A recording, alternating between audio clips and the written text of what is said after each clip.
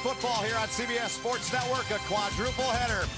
It begins here along the banks of the Hudson River, where the Army Black Knights are set to entertain the Bears of Morgan State. Jeff Monken's team, a 14-game home winning streak, the fourth longest in the FBS. So good to have you with us here on a beautiful West Point Saturday as 2-1 Army set to take on 0-2 Morgan State. And we welcome you upstairs to our broadcast position. So good to be with you. A pleasure and an honor as always, alongside Ross Tucker, 7 years in the NFL. My name is Ben Holden, and Ross, let's backtrack a little bit before we get to today's game. So 2 weeks ago, Army had the entire college football world standing at attention when they took Michigan to the brink. Last week, they were a veteran team, and he said they were not going to let Michigan beat them twice. But they still haven't played their best game yet. It is about Army. It is about them getting better each and every week. They got big goals still this year. That's a big statement considering what they did to Michigan. Yeah. They have not played their best game. A very, very good point. So let's get you caught up on one thing injury-wise. Kelvin Hopkins, he is dressed. He's available if they need him, Ross. But after what we saw last week, Jabari Laws, he was breaking every law as a first-time starter. He was awesome. And they have a bye next week, so it makes sense to rest Hopkins a little bit more, especially when you have a guy in Laws that rushed for 137 yards in his first start. Two of the runs were over 30 yards. He's probably the fastest quarterback that Jeff Monken has had here in his tenure as head coach of the Black Knights. He's a good one, a speedy one indeed. Shift our attention to Morgan State. Their head coach in his first year, former Michigan great Tyrone Wheatley, 10 years in the National Football League. So you would think and expect they're going to bring some power run game, but they also have a very talented wide receiver to look out for. Their receiving core is probably the best part of the team, including Menashe Bailey. They played James Madison, the #2 ranked FCS school in the country last week. You see what he did. He included there is a 72-yard touchdown. He leads all of FCS Division I football in yards per catch. To win today, Morgan State needs Bailey to make a couple big plays in the air. They really do. Head coach Jeff Monken, 6th year here in Army. 14 straight they've won here on the home field at Michie Stadium. Tyrone Wheatley, first time as a college head coach, several stops in the National Football League and other college jobs, was never a coordinator at any point, but he's got the head coaching job now at Morgan State, trying to resurrect their program. The Corps Cadets, as always, they are full of energy. Beautiful West Point Saturday, 77, a slight wind, and it is perfect for college football here along the banks of the Hudson River. Army will kick it away. Deep man back is Andrew Howell, number 21 for Morgan State. The ball game's underway. No fair catch. Howell's going to try to bring it up. Had a seam, greeted about the 15-yard line. And that's where he's dropped. As Ross and I touched on the quarterback situation, third member of our team, Tina Servacio, has more on that. Hello, Tina. That's right. Hello there, Ben and Ross. Well, senior quarterback Kelvin Hopkins Jr. has supported his backup Jabari Laws so much so that before the season started, he actually told us he couldn't wait to see Laws play. And now that Laws is playing, he says that that support from Hopkins means so much to him. He says Hopkins is like a big brother to him. Laws told me that he looks up to Hopkins in the way he holds himself, goes about his business, but also in practice, Hopkins has been helping Laws out. We're going to watch them on the sidelines as well, as Hopkins has been motivating him after good plays and also encouraging him after bad plays, Ben. False start. Offense number 77. 5-yard penalty. First down. Thank you, Tina. That's Marcus Woods, our referee today. Noah Utley. One of the linemen moving there. Where's Trigg? Was the guilty one. My apologies. Left side. Not much there at all. Minimal gain, if anything. Time to take a look now at our Chick-fil-A starting lineups. And we start with a quarterback, 6'4", 210 senior Ross out of Washington, Georgia, DeAndre Harris. He has really rotated back and forth with DJ Golat, but he was the hot hand last week against JMU.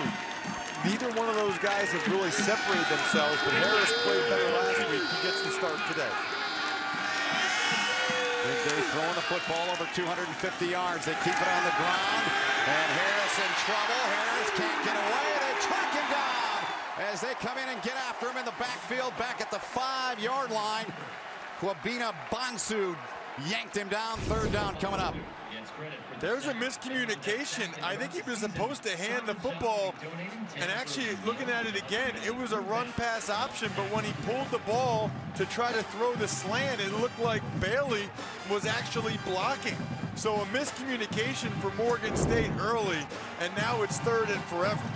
3rd and 23 would be the forever. They need to get to the 29-yard line to convert this 3rd down attempt. They put it in the hands of the back, and they get a little bit of breathing room. It'll bring on the punt group here on 4th down coming up, a minute and a half into the game. Eric Smith on the stop. We got to look at Morgan State.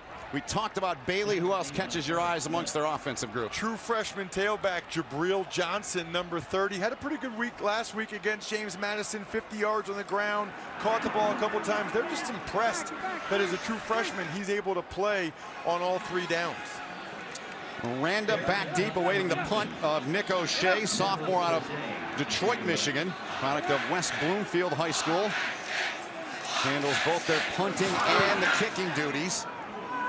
Miranda runs under it, and the ball deflected away. Morgan State trying to get on it. And the ball is recovered at the 36-yard line. Morgan State's got it. This has been an issue, yeah, for the Black Knights so far this year. Ball security.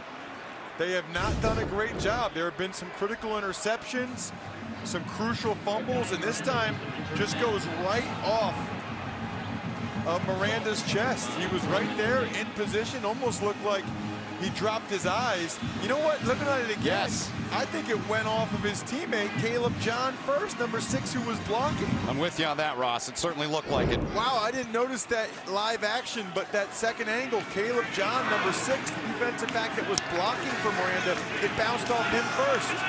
So Morgan State, they go to the air, and they air it out deep, taking a shot down there as they were looking downfield for Woelfel. Look at the right side of your screen. See if it doesn't hit John first and then ricochet off of Miranda, who then took a vicious helmet-to-helmet shot there. So a break for Morgan State here early on. And one of the things you're supposed to do as a returner like Miranda, you're supposed to have a call like Peter, which gets everybody out of the way so that that doesn't happen. You don't want to run into John like that. Movement on the right side of the Morgan State line. False start. Offense number 76. 5-yard penalty. 7 down. Alan Jones, the guilty one for the Bears. Army does that a lot. It's called stemming the front. They have the guys on the D-line, Ben, move right before the snap. You would think Morgan State would be ready for that. Army does it often, but when they shifted the line over a gap, a couple of Morgan State Bears jumped. One reason why they do it, try to get the offensive line a little antsy and also change up the look. Watch the D-line. See how often today they'll stay. Look, they just did it right there, right before the snap. Saw it there over the middle quickly and stepping up and blowing that play up nicely from the back end there. Cunningham made the hit. Take a look at the Chick-fil-A lineup for the Black Knights here today. Ross, who do you highlight? It's got to be Elijah Riley, man. I mean, the senior corner, 5 tackles for loss, 3 sacks, 2 forced fumbles, and a partridge in the pear tree already this season. He is 215 pounds. He is the boundary corner. What does that mean? He's the bottom of your screen. He's always to the short side of the field and almost always locked in man-to-man coverage. 13 tackles in that tough loss at Michigan. Dumped off over the middle. One of their tight ends. They get it out to the 40-yard line. Well short as the reception made by Daniel Velez there. 4th and 8 after a gain of 7. It's a big-time missed opportunity for Morgan State right there. You know, you're a big underdog against an Army team that hasn't lost here at Michie Stadium in forever. You get a muffed punt like that, you got to take advantage of it and at least move the ball a little bit and maybe even get some points on the board. Morgan State just 1 offensive touchdown this season, averaging 7.5 points a game. First punt for O'Shea was 33. This one a little bit better. And Miranda will make the fair catch around the 22-yard line. And that's where Army's offense will go to work for the first time here today. Early on in the opening quarter, we're scoreless here at Mike. States Secretary of State Mike Pompeo, a 1986 graduate of the U.S. Military Academy. Mr. Secretary, what do you like most about coming back to West Point? It's always great to come back and watch these young men and women who will be America's future leaders. As Secretary of State, my job is to keep them all safe. It's wonderful to be out here going for 15 wins in a row at Michie Stadium. And they have kept you busy. You were involved in the coin toss. You also attended the parade with the cadets today and honored the Buffalo Soldiers that were based here at West Point. What did you do to honor them? These are great Americans. They are patriots. They're serving our country, and I just thank them and tell them we're praying for them. And their families, too, are really serving America. It's wonderful just to be out there with them today. And I saw you spend some time with head coach Jeff Monken. What do you discuss with him and what he's done with Army football? Coach Monken's a great leader. He's taught these kids about discipline and integrity and how to be leaders themselves. It's one of the great things about this institution. I love Coach Monken. Mr. Secretary, thank you so much for your time today. Thank you so much. Go Army. Back to you. Thanks so much, Tina, and thanks to the Secretary of State. He knew his Army football facts, didn't he, Ross? He was on top of it. I love it. Alabama's won 27 straight at home. Central Florida, Clemson 17. Georgia and Ohio State 15. Then Army, they're at 4th. The longest home win streaks in FBS at 14. Got a penalty here before Army snaps the ball as the referees discuss.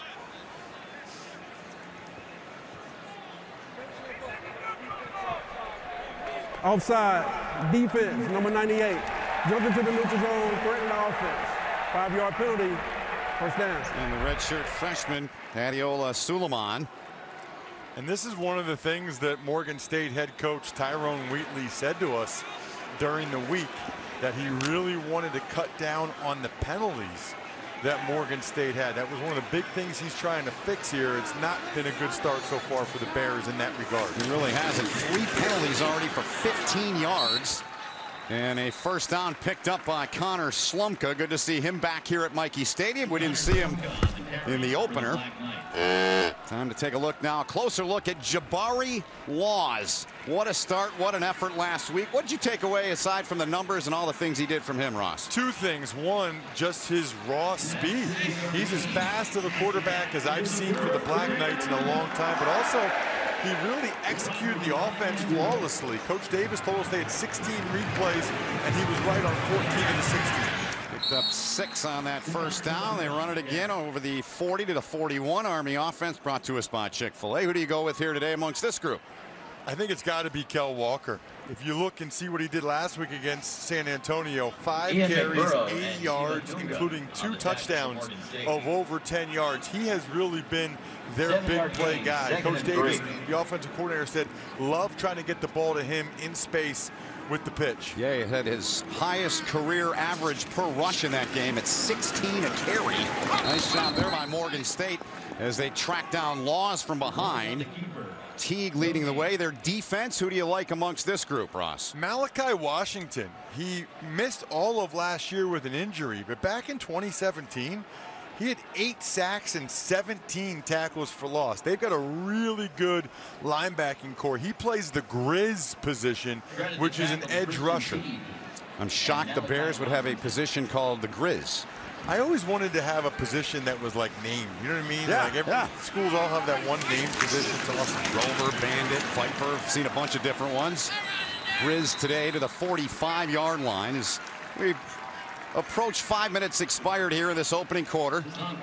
Connor Slumka with a carry, and he's going to come out of the ball game for the time being. Malachi Washington, the tackle, pick up a 4 on the run. And here's the Ross Report, your keys today, Tucker. Look at that beard. That's the first time seeing that. For Morgan State, try to make Jabari Laws throw the ball as well as beat the blitz, because you know Army likes to bring it. For the Black Knights, protect the football and do not give up the big play. They already haven't done a great job protecting the ball. Laws over the middle, going to be PI called, it looks like, on Garnes. And he didn't need to do that. I mean, he was in perfect coverage. Pass interference, defense. Ball be placed in the spot of the foul. First down. That was on Carl Garnes, their field corner. And he was in perfect position, Ben. He did not need to do this. I don't think it was going to be an accurate throw or completed. He uses his right arm to tug on Hobbs' right bicep and spin him around. Would be very surprised if that would have been a completion. You got to be smarter than that. Yet another penalty on the Morgan State Bears. 4 for 27 yards so far. Here's Jabari Laws, who grew up about 20 minutes away from Morgan State in Baltimore, was not recruited by them, had one offer Division I, and it was here at West Point. This is just a straight keep the whole time. He's going to run to the right side. McCoy's leading. He could have pitched it there, but he saw a lot of space. He's a little guy, but everyone we talked to mentioned how physically strong he is, even though he's not that heavy. He packed a little bit of a pop there at the end of that run. Good finish. He did. Gain of 6. Here they go to Sandon McCoy. McCoy runs over a defender. Gets the first down to the 28-yard line as the march continues. Carl Garnes made the stop on Big Sandon McCoy.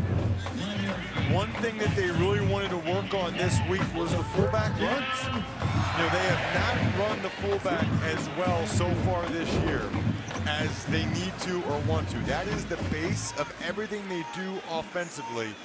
They want to increase the efficiency that they've had with those fullback dives. McCoy gets the first down. He comes out. The Wexford Sledgehammer. Connor Slumka's got it. Right at Kalen Slumka.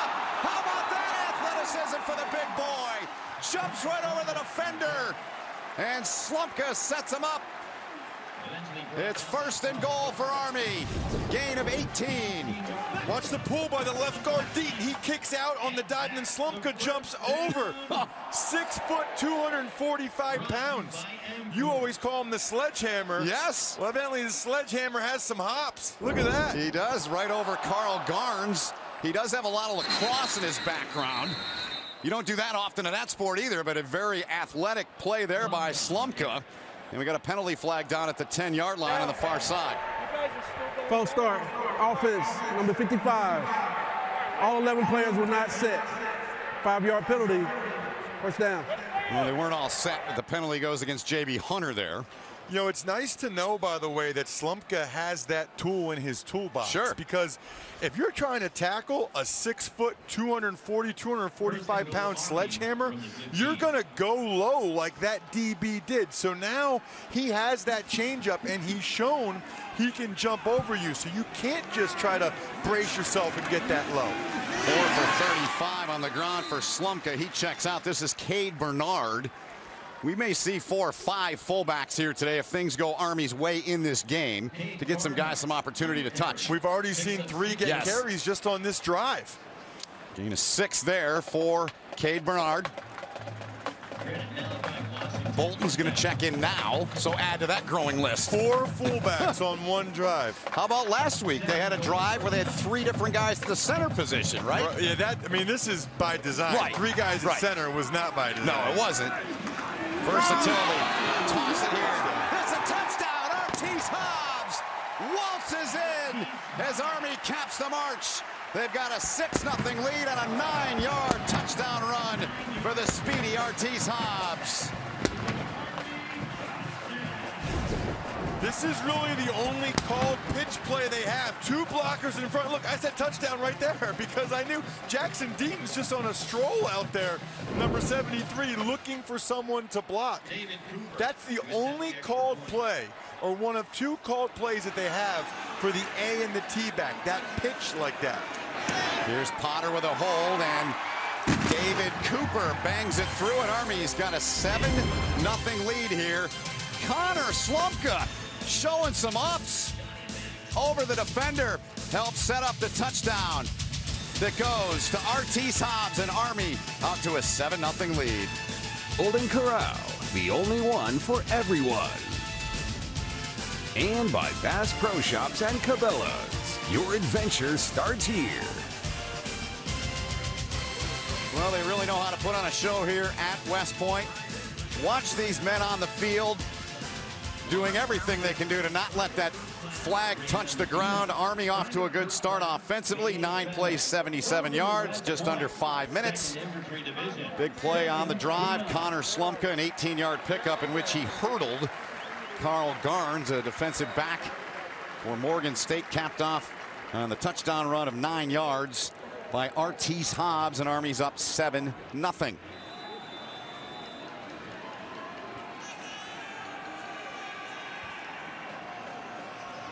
Andrew Badley to kick.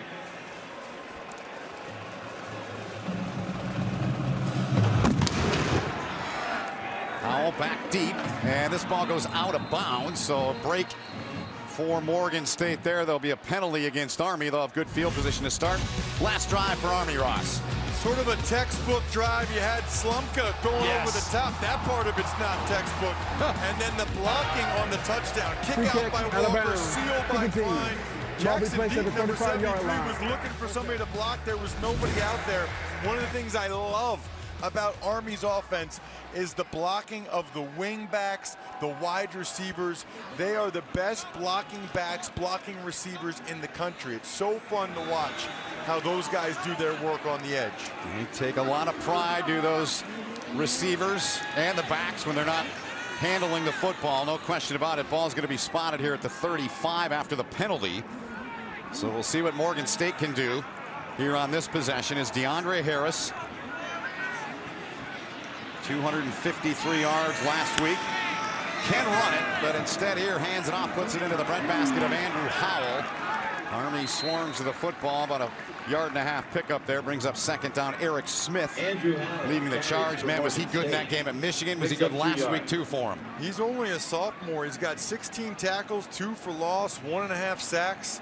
What was Coach Monken telling us yesterday? They have to tell him to calm down on Thursdays. He'll be blowing up offensive guards in Thursday practices. Eric, relax a little bit. Relax. Save it in 2 days. Right. Save it for Saturday. Save some of it anyways, right?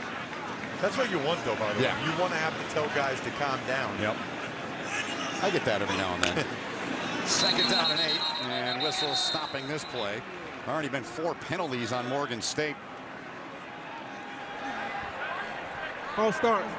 Offense, number 65. 5-yard penalty. Second down. Same thing. Yep. And they should be ready for it. It was the stem of the defensive line. Stem just means the defensive line shifts. You'll see, watch the defensive line. They're going to move a little bit, and you'll see them slide. Yep, just that little bit, and that causes them to flinch. That was on Micah Jarrett, and he finds his way to the sideline. 2nd and 14 now as a result of the penalty. That's 5 penalties for 32 yards on Morgan State. Harris swings one out there and off the hands of the intended target. And a nice piece of work there defensively. So impressed by Jabari Moore. True freshman. Cornerback, top of your screen, playing off coverage, comes up, form tackle. Now, Bailey needs to catch that ball. Yeah. But still a nice job by Jabari Moore. He played a lot last week as well. You know how hard it is to come to the academy and be able to play as a freshman? It is very rare. He did a nice job against Michigan. Nice job last week again against UTSA. 3rd and 14. He's been playing more. Jalen McClinton is out again this week. Deep shot. They take it. It's caught. There is Bailey, a 72-yarder last week. And Menashe Bailey, a beautifully thrown ball by DeAndre Harris, 69 yards and in. Morgan State a point after away from tying this thing up. Exactly the guy we were talking about, and he victimized Jabari Moore, the freshman. Top of your screen is just a deep post. And it looked to me like Moore thought he had deep help the way he played that, but Cam Jones, the safety, was nowhere to be found. That was a beautiful throw by Harris, and Bailey, who's got pro football aspirations, ran under it. Boy, that was nice. It was beautiful. Well done by him as O'Shea comes on and tacks on the point after. In a 7-7 game, the throw, the catch, and the run. That was a beautiful play. Exactly what Army was trying to avoid. They did not want to allow any kind of big plays like that. The Bears already got one, and they tied this game up.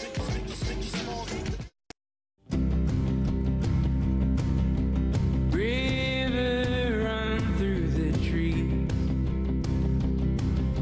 carve the path that you please. Where do your waters lead? A touchdown pass, Ross. Menashe Bailey, top of your screen. Now Cam Jones is the safety inside. I thought maybe Moore thought he had safety help, but they're both playing man-to-man because Cam Jones was tracking the second receiver inside of him. But the way Jabari Moore kind of opened the gate there and let Bailey have the inside makes you think he thought he had inside help. That's what happens, by the way, sometimes when you have a true freshman playing corner, and Cam Jones is usually the boundary safety, but he's playing field safety because Jalen McClinton, number 7's out. So you wonder if there was a miscommunication there, Ben, with having multiple guys playing different spots. Well, Morgan State, as a result, just their second offensive touchdown of the season. They kick it short here. And Army will have good field position there, close to the 30-yard line on the short return. A.J. Howard on the return. Armed Forces Football is proudly supported and sponsored by Bass Pro Shops and Cabela's. So Army will huddle up their second possession of the ball game. 14 straight they've won here at Michie Stadium. Last time they played Morgan State here in 2016, a 57-point win. 60-3 on that fall afternoon. 7-7 here. To the fullback, Slumka breaking tackles, dragging defenders, takes it out across the 40, where he's wrestled down at the 42-yard line is Connor Slumka. You know, I can tell this is going on. Well, look at the left side of your screen. Now it's right side. Look at that big split, because that's where they want to run the ball. Army will mess with the defense. They'll have bigger and smaller splits between the offensive linemen on purpose, knowing where they want to go with the ball.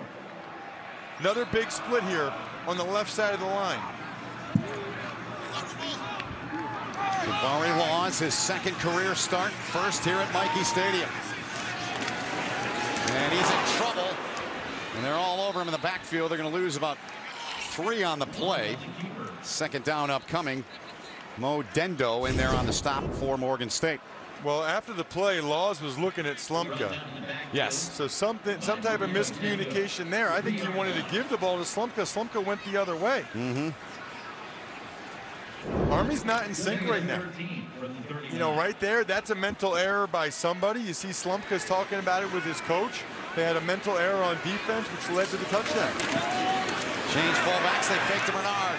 Here's a little pitch shot into space, goes Hobbs, and Artis Hobbs is going to have the first down. Picks it up. Nice work by Hobbs to finish the run.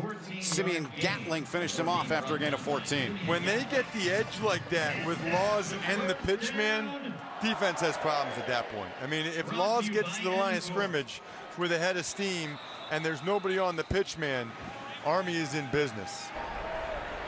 The previous play is under further review. Taking a look back at it to make sure he got the first down, and he didn't step out beforehand. So they'll send this one up to Donald Caller and Bruce Palmer. He handles the replays, does Palmer. They fake the dive to Barnard, and then you get out there. Once they get there and there's nobody on the pitch man, you're in a good position. He easily got the first down.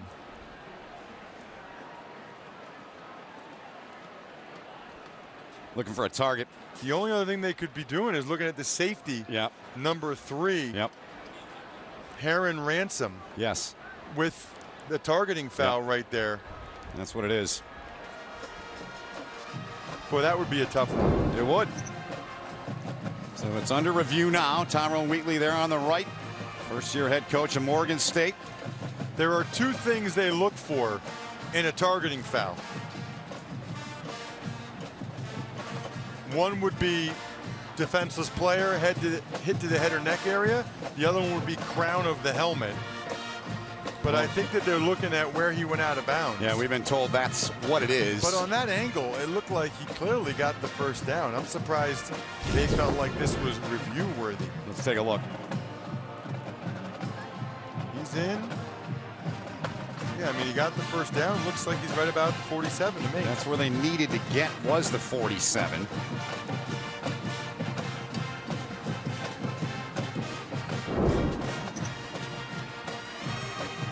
So the call on the field, Army out at the 47-yard line. As they continue to take a look at this here on level 4, down to our right here as we look back from a different angle here, Ross. Well, from that angle, it clearly looks like he had the first down. It does. After further review, we have a legal forward pass. Offense, number 1. 5-yard penalty, loss of down. It'll be 3rd down from the 34-yard line. That is a good job by the replay officials. Very good job. Really good job. You know, you look at the position, it's where the ball goes.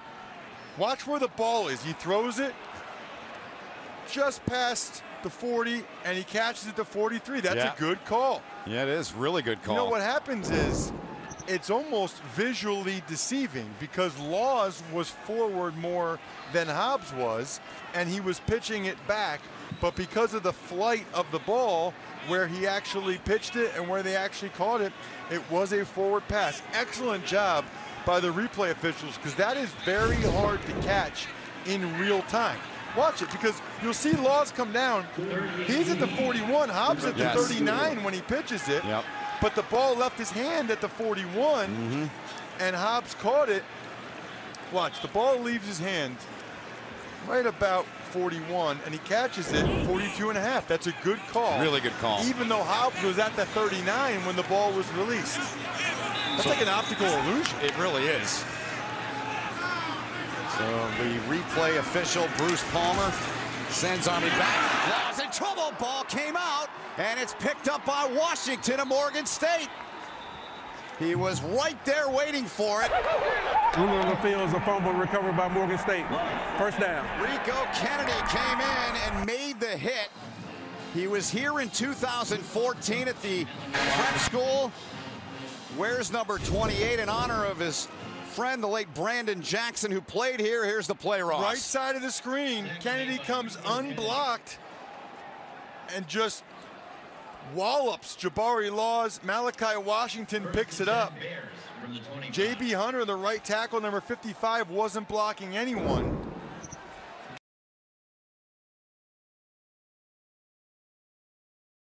But somebody was. Another turnover, and Morgan State's going to cash in. Jabril Johnson. He dances in for the touchdown. Morgan State's got the lead, a 25-yard run for Tyrone Wheatley's guys, and they're on top here, stunning the home crowd. The silence in here right now is deafening. I mean, this is as quiet as this place has ever been. It's just inside zone to the left. Huge hole. Cam Jones had a chance to make the tackle. Johnson ran right through it. Jones is the only guy in the middle of the field, not able to bring him down. And the Morgan State Bears have the lead. So Nick O'Shea on for the 2nd time here today, tries to make it a 7-point game and does just that. So with 3:29 to go, Jeff Monken's team down by a touchdown. Muff punt, now a fumble. The play by Rico Kennedy, the recovery by Malachi Washington, and that led to this. 25 yards to the house for Jabril Johnson. Army has not been sharp at all today so far here, Ross Tucker. The muff punt there by Miranda, and it didn't get any better, and it hasn't since then. No, then you had Jabari Laws getting sacked on what looked like a miscommunication in the backfield.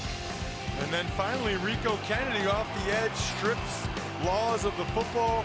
Malachi Washington picks it up. That led to the 2nd touchdown for Morgan State. And Morgan State 0-2. They've gotten blown out in their first 2 games by Bowling Green and James Madison. They have come to play today, and they are taking advantage of some uncharacteristic Army mistakes. O'Shea's got it teed up. He'll kick it short again. And it's off the chest of the return man. And a battle for it ensues. Army just not sharp. Got to unfurl the bodies here. He barely got that back. He is really lucky he got it. Jeff Monken is spitting fire, and I understand why, as A.J. Howard bobbled this thing, and he's lucky he got it back, or Army got it back. This is the 4th time they've had an issue with the ball, and he had to keep fighting even just to keep that. Just not sharp today, and we'll try to get something going here offensively.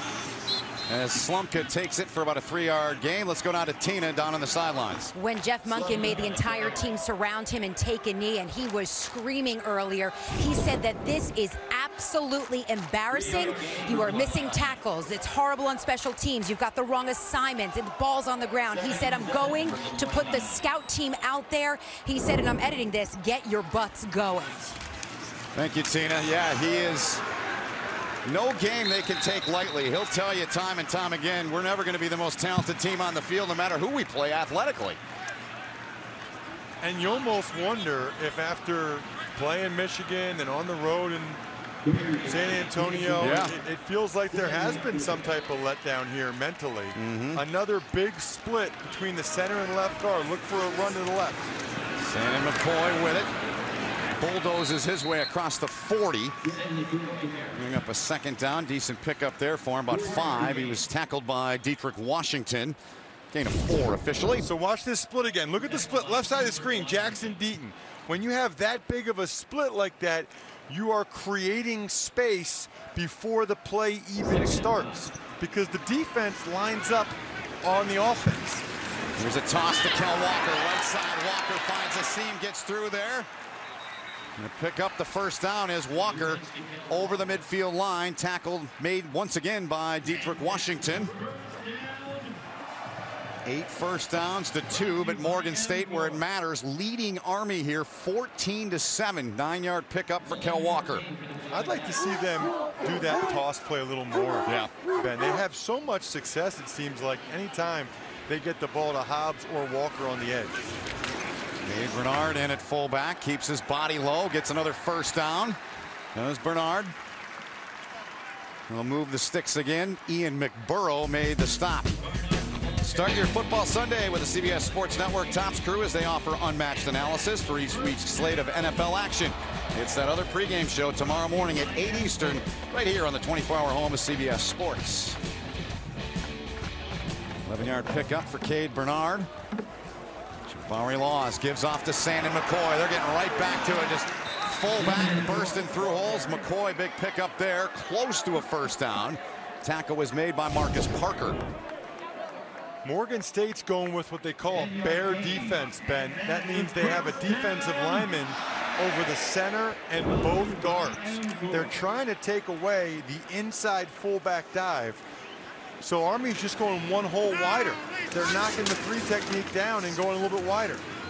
Well, they got the first down on that run. Here's the first down carry by Connor Slumka. Didn't play in week 1. We were told of that shortly before that Friday night game. Came back against Michigan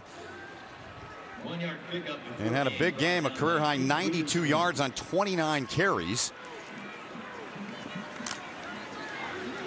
Last week 17 for 59 and a touchdown. 8th play of the drive for the Black Knights. Jabari Laws.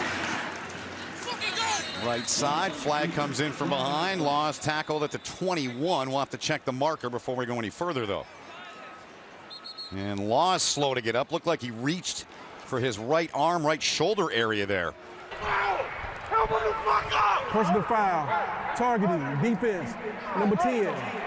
15-yard, half the distance to go, automatic first down. Laws is in serious pain on the field. Targeting called on Malachi Washington. Kelvin Hopkins is dressed. He was dressed last week. As we look back here, Ross. The end of the play, Laws lowers his head. Oh, takes boy. a shot there. Takes a couple shots. Yeah.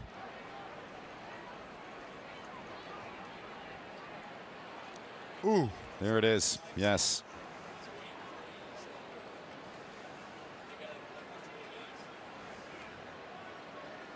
I think they had the wrong guy on the target. That was not Washington that targeted him there. It was 23 that came in. Jordan Johnson. Yes, it was not Washington. Defensive back. Yes. And even though we were told Kelvin Hopkins is available in an emergency, I'm looking at the sideline right now, and Christian Anderson, the junior quarterback from the Bronx, who was the 3rd-string quarterback this year, is the one taking snaps on the sideline. Looks like he would go in. So that's a good sign. Laws is up. And the verdict comes now from our The ruling on referee. the field of targeting has been confirmed. Number 23 has been disqualified. Yes, Jordan Johnson, freshman out of Maryland, is tossed. And that's because he hit with the crown of the helmet. Laws was not a defenseless player in that situation. So it wasn't a deal where it was a hit to the head or neck of a defenseless player.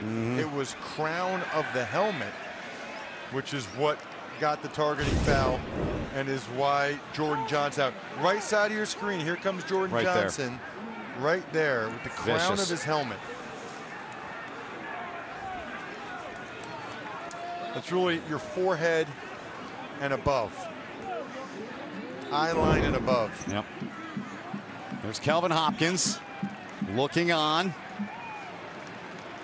And Army will not run another play here. That's going to do it for the opening quarter.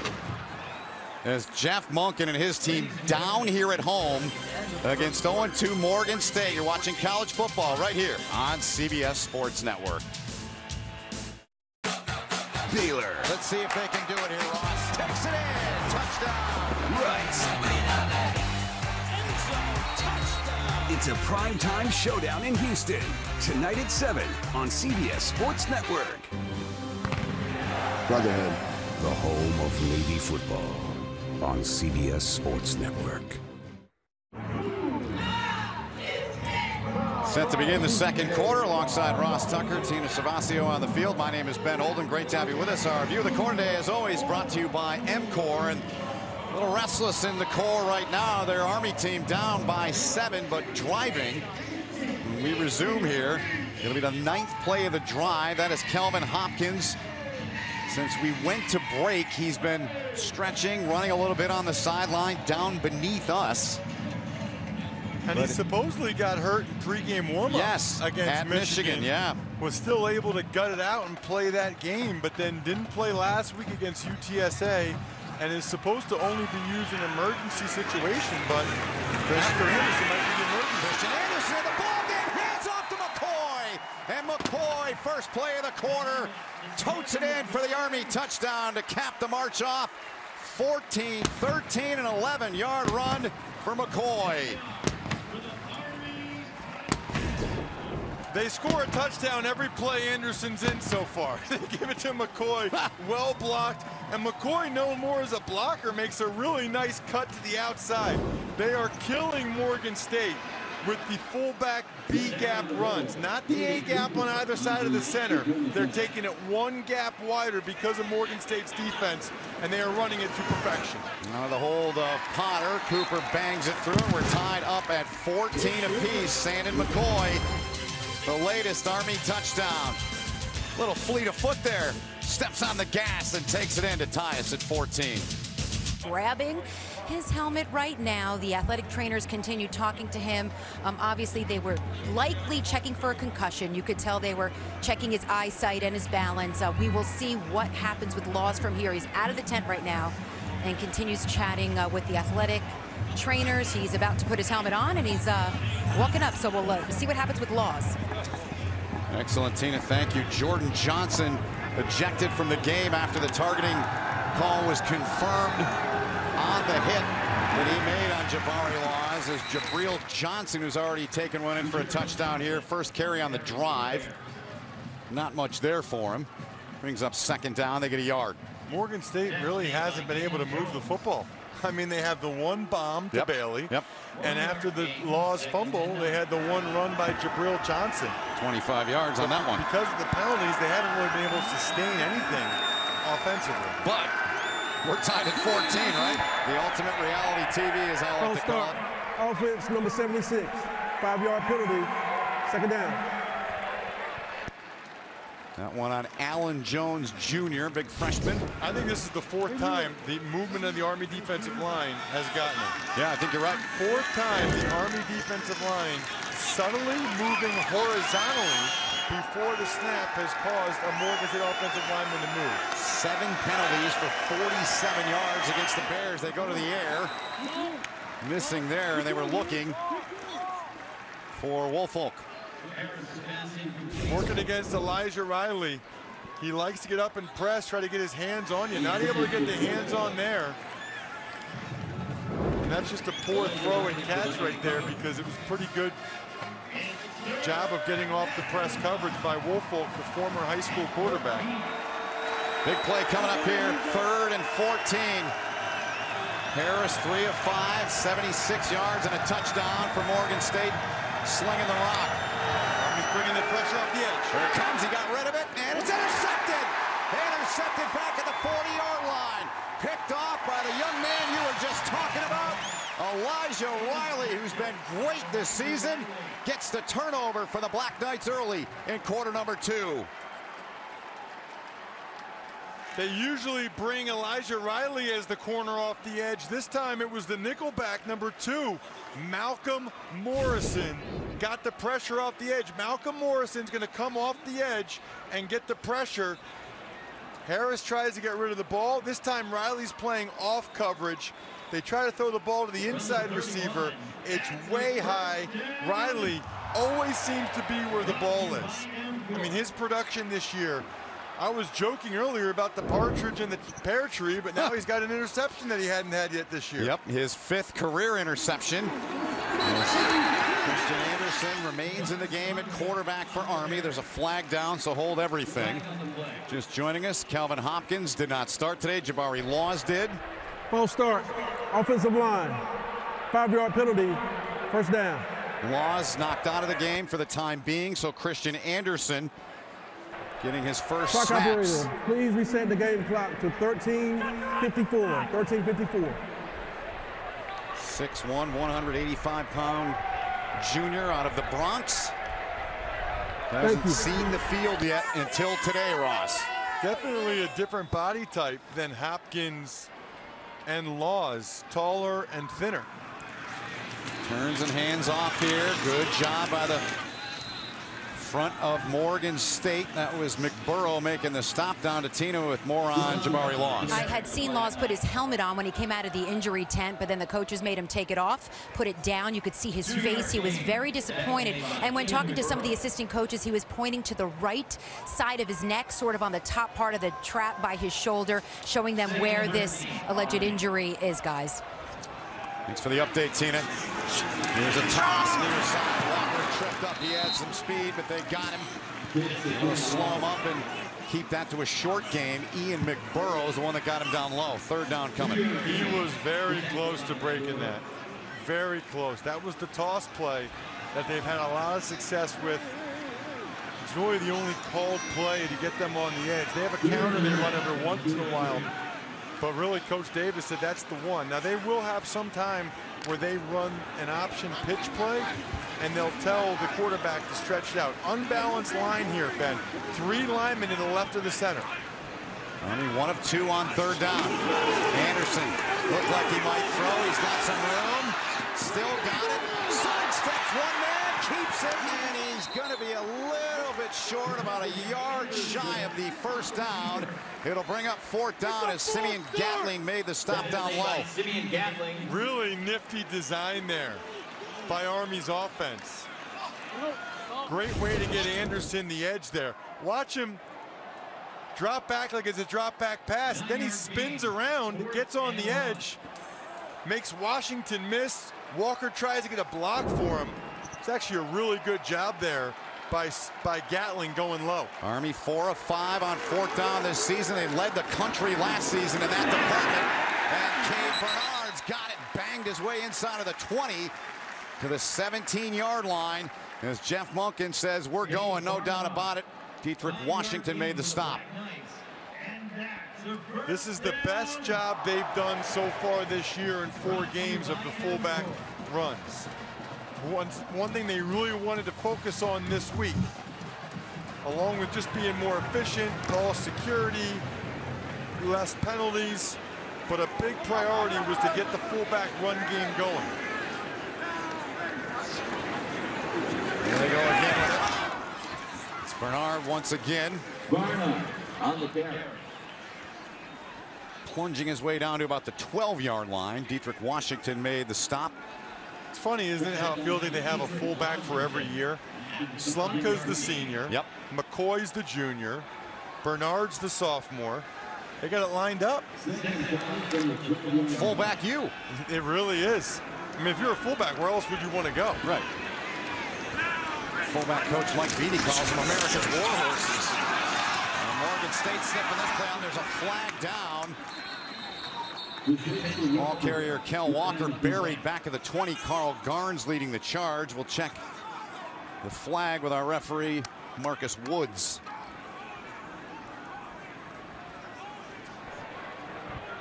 Holding, offense, number 76, 10-yard penalty, second down. It's on Peyton Reeder. Reeder's been banged up, had to leave last week's game against UTSA, as did Jackson Deaton, the left guard, and J.B. Hunter, the right tackle. They're three most experienced offensive linemen. Yep. Correction. Three offensive linemen They that were were all declined the starters penalty. last year. Third down.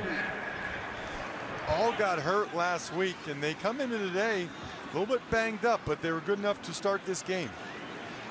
Good look at that group up front. It's going to be third down here for Army. Inside of the red zone, Sandon McCoy will be the fullback. They might be the only team in the country, Ben, where 3rd and 10 plus is not an automatic pass. True. Very true. It's 3rd and 11. They can still run some of their run game and maybe get close enough to go for it on 4th down, or at least set up a closer field goal. See if Tyrone Wheatley's defense can get a stop here. On 3rd down, Sanderson again looked like he wanted to throw. Now he is going to throw into the end zone and overthrows the target. And it's going to be 4th and long coming up for Jeff Monken, and they'll trot on the field goal group. Harrison, the intended target.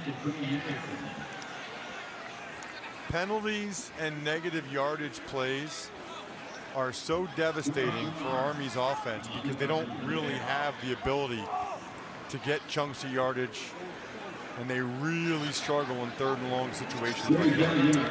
5-yard attempt for the senior. David Cooper made his first career field goal in his first attempt last week. Looks like a cagey vet right there, right down Broadway. 2 for 2 is Cooper in his career here in West Point. The Black Knights on top by 3.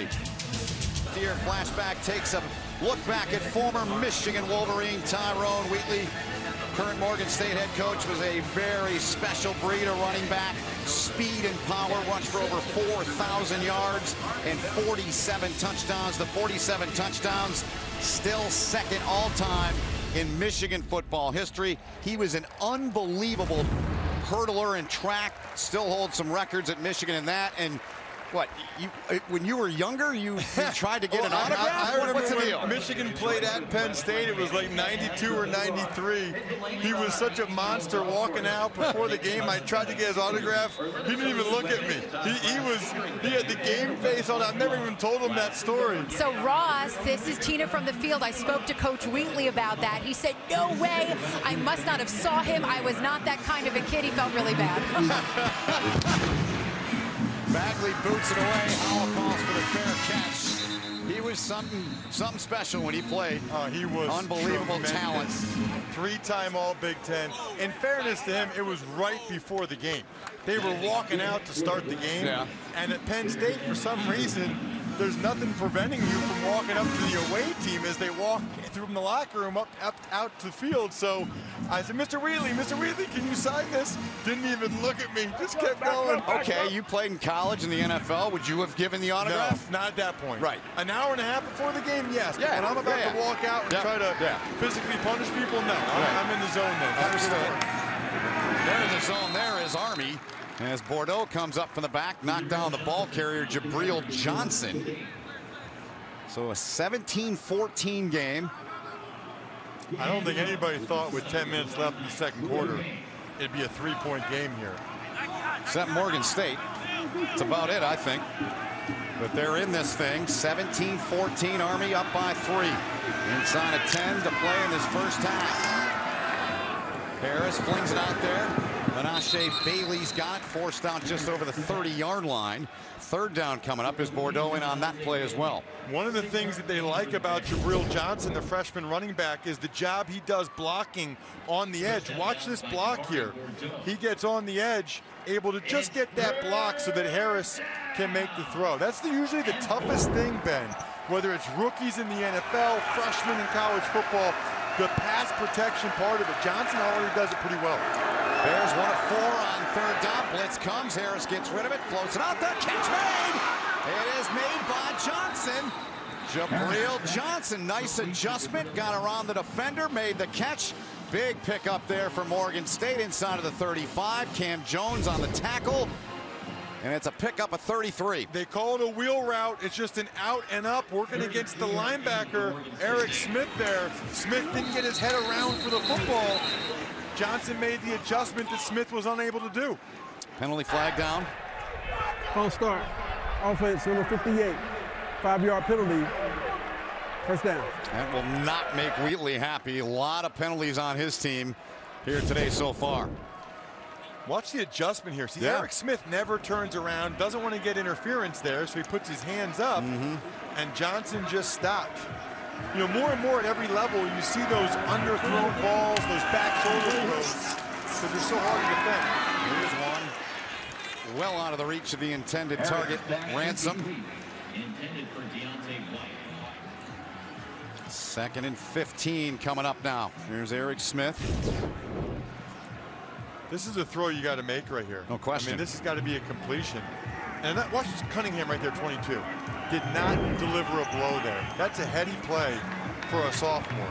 Because you're thinking, I gotta go light this guy up. I gotta go hit him. Discretion's the better part of valor there. Second down, they keep it on the ground. To the 39-yard line they get it. Bring up third and long. It was Andrew Howell on the carry for Morgan State. Tackle made by Jacob Covington. Covington does a really nice job getting down the line there. He's fun to watch. He's like the Energizer Bunny of the defensive line. He really is. Yeah. That time he was on the backside of the play, fought across the offensive lineman to get down the line and trip up the running back. Could be 4-down territory here. They don't have to get 13 yards on this play. Third and 13. Pressure coming. Harris in trouble. Now gathers and just throws it out of bounds on the near sideline to avoid any other kind of trouble back there. And we'll see indeed if they go for it on fourth down. The pressure really came right up the middle. Watch Cole Christensen, 54, comes running. And there's a whole mess of people in the backfield. Really a nice job by Harris to even just get out of there and throw the ball away.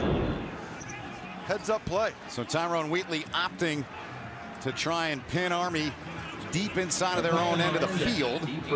Nick O'Shea on to punt it away. Miranda at the 10-yard line, a 33 and a 37 on the first two, but this is going to be all about touch and placement for O'Shea. Fielded on the hop by Miranda and forced out of bounds near the 20-yard line.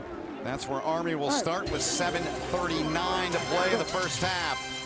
Black Knights have won 14 in a row here at home. They're on top by 3.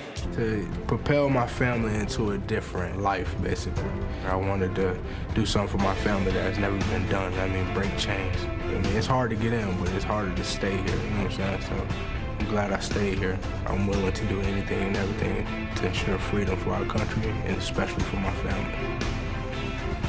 Powerful place. Well said by Kel Walker, a great young man, and he is our Mercedes-Benz player profile today. The senior out of Decatur, Georgia. He's their active rushing leader, an electrifying player, and as I like to say, a guy that can be and is, and oftentimes it has been, a home run hitter.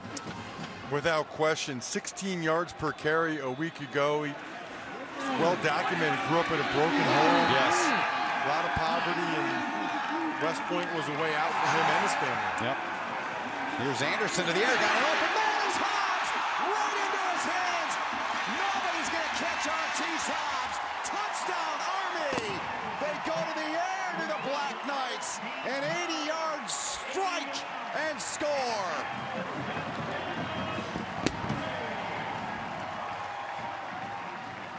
When's the last time Army had an 80-yard touchdown pass? It's been a while. I mean, Hobbs was wide open, Morgan State so geared up to stop the run. Hobbs is on the right side of your screen, left side now. He just goes right down the seam. And it looked like Gatling, number 4, was late in his coverage responsibility. And that's what happens, Ben. You're so geared up to stop the run. You're so worried about your run responsibilities. You're late to get back to your pass coverage. Cooper knocks through the extra point. Army's on top by 10. Look at that beautifully thrown ball. Not bad for a third-string quarterback right there in Christian Anderson. Army showing they got some big-time drive, a strike, and Artis Hobbs did the rest. Watch two guys. Watch defensive back Simeon Gatling and the wing back Hobbs. Gatling's going to step forward, and he's late for Hobbs down the seam. They're man-to-man, but he starts out with his run responsibility. Oh, too late. That is why this offense can be so deadly, Ben. If you are able to throw the ball like that, and you'll see Coach Davis, he knew right away. Yep. Boom.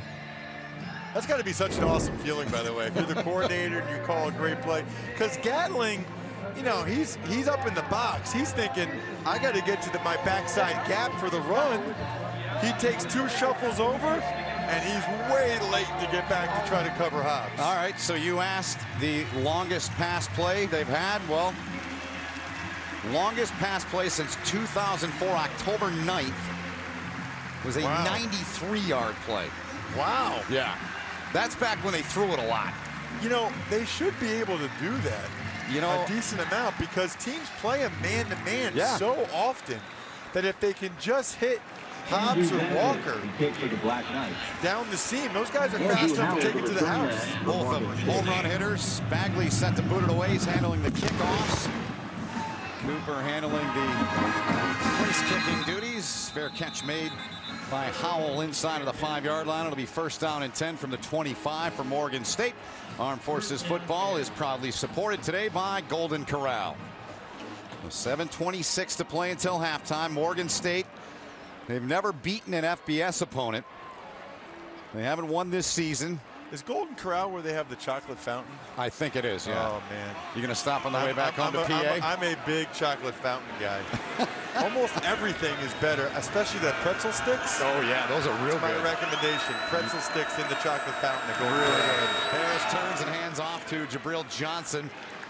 He'll get about 3 on the carry. Harris 4 of 11 for 115, a touchdown, and the pick that he threw to Elijah Riley for Army.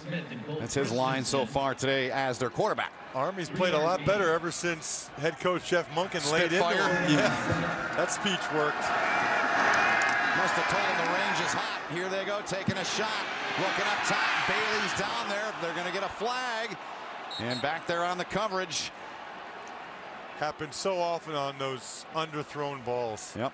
You try not to get beat over the top, and it's underthrown. Pass interference, defense, number 20. 15-yard penalty, automatic, first down. Cam Jones back there on Bailey. Right side of your screen, it's a deep post. He tries to run away from Jones as he comes back. That is tough on Jones. He's trying to run with the guy. He doesn't know that it's thrown behind him. Nice job by Bailey to draw the penalty. Jones has to try to turn around and see the ball as soon as possible. Offense, number 81, 5-yard penalty, first down. Penalties just piling up. I almost feel bad saying it again, Ben, but the Army defensive line moved right before the snap. They slide laterally. There's a call, and they slide to a different gap. And Morgan State, they just don't seem like they're ready for it. They knew it was going to come. They've gone off sides, false starts like 5 or 6 times now. So 9th penalty of the game for 57 yards. Heavy hit delivered, but Jabril Johnson looks like he's got the first down based on the spot I'm seeing.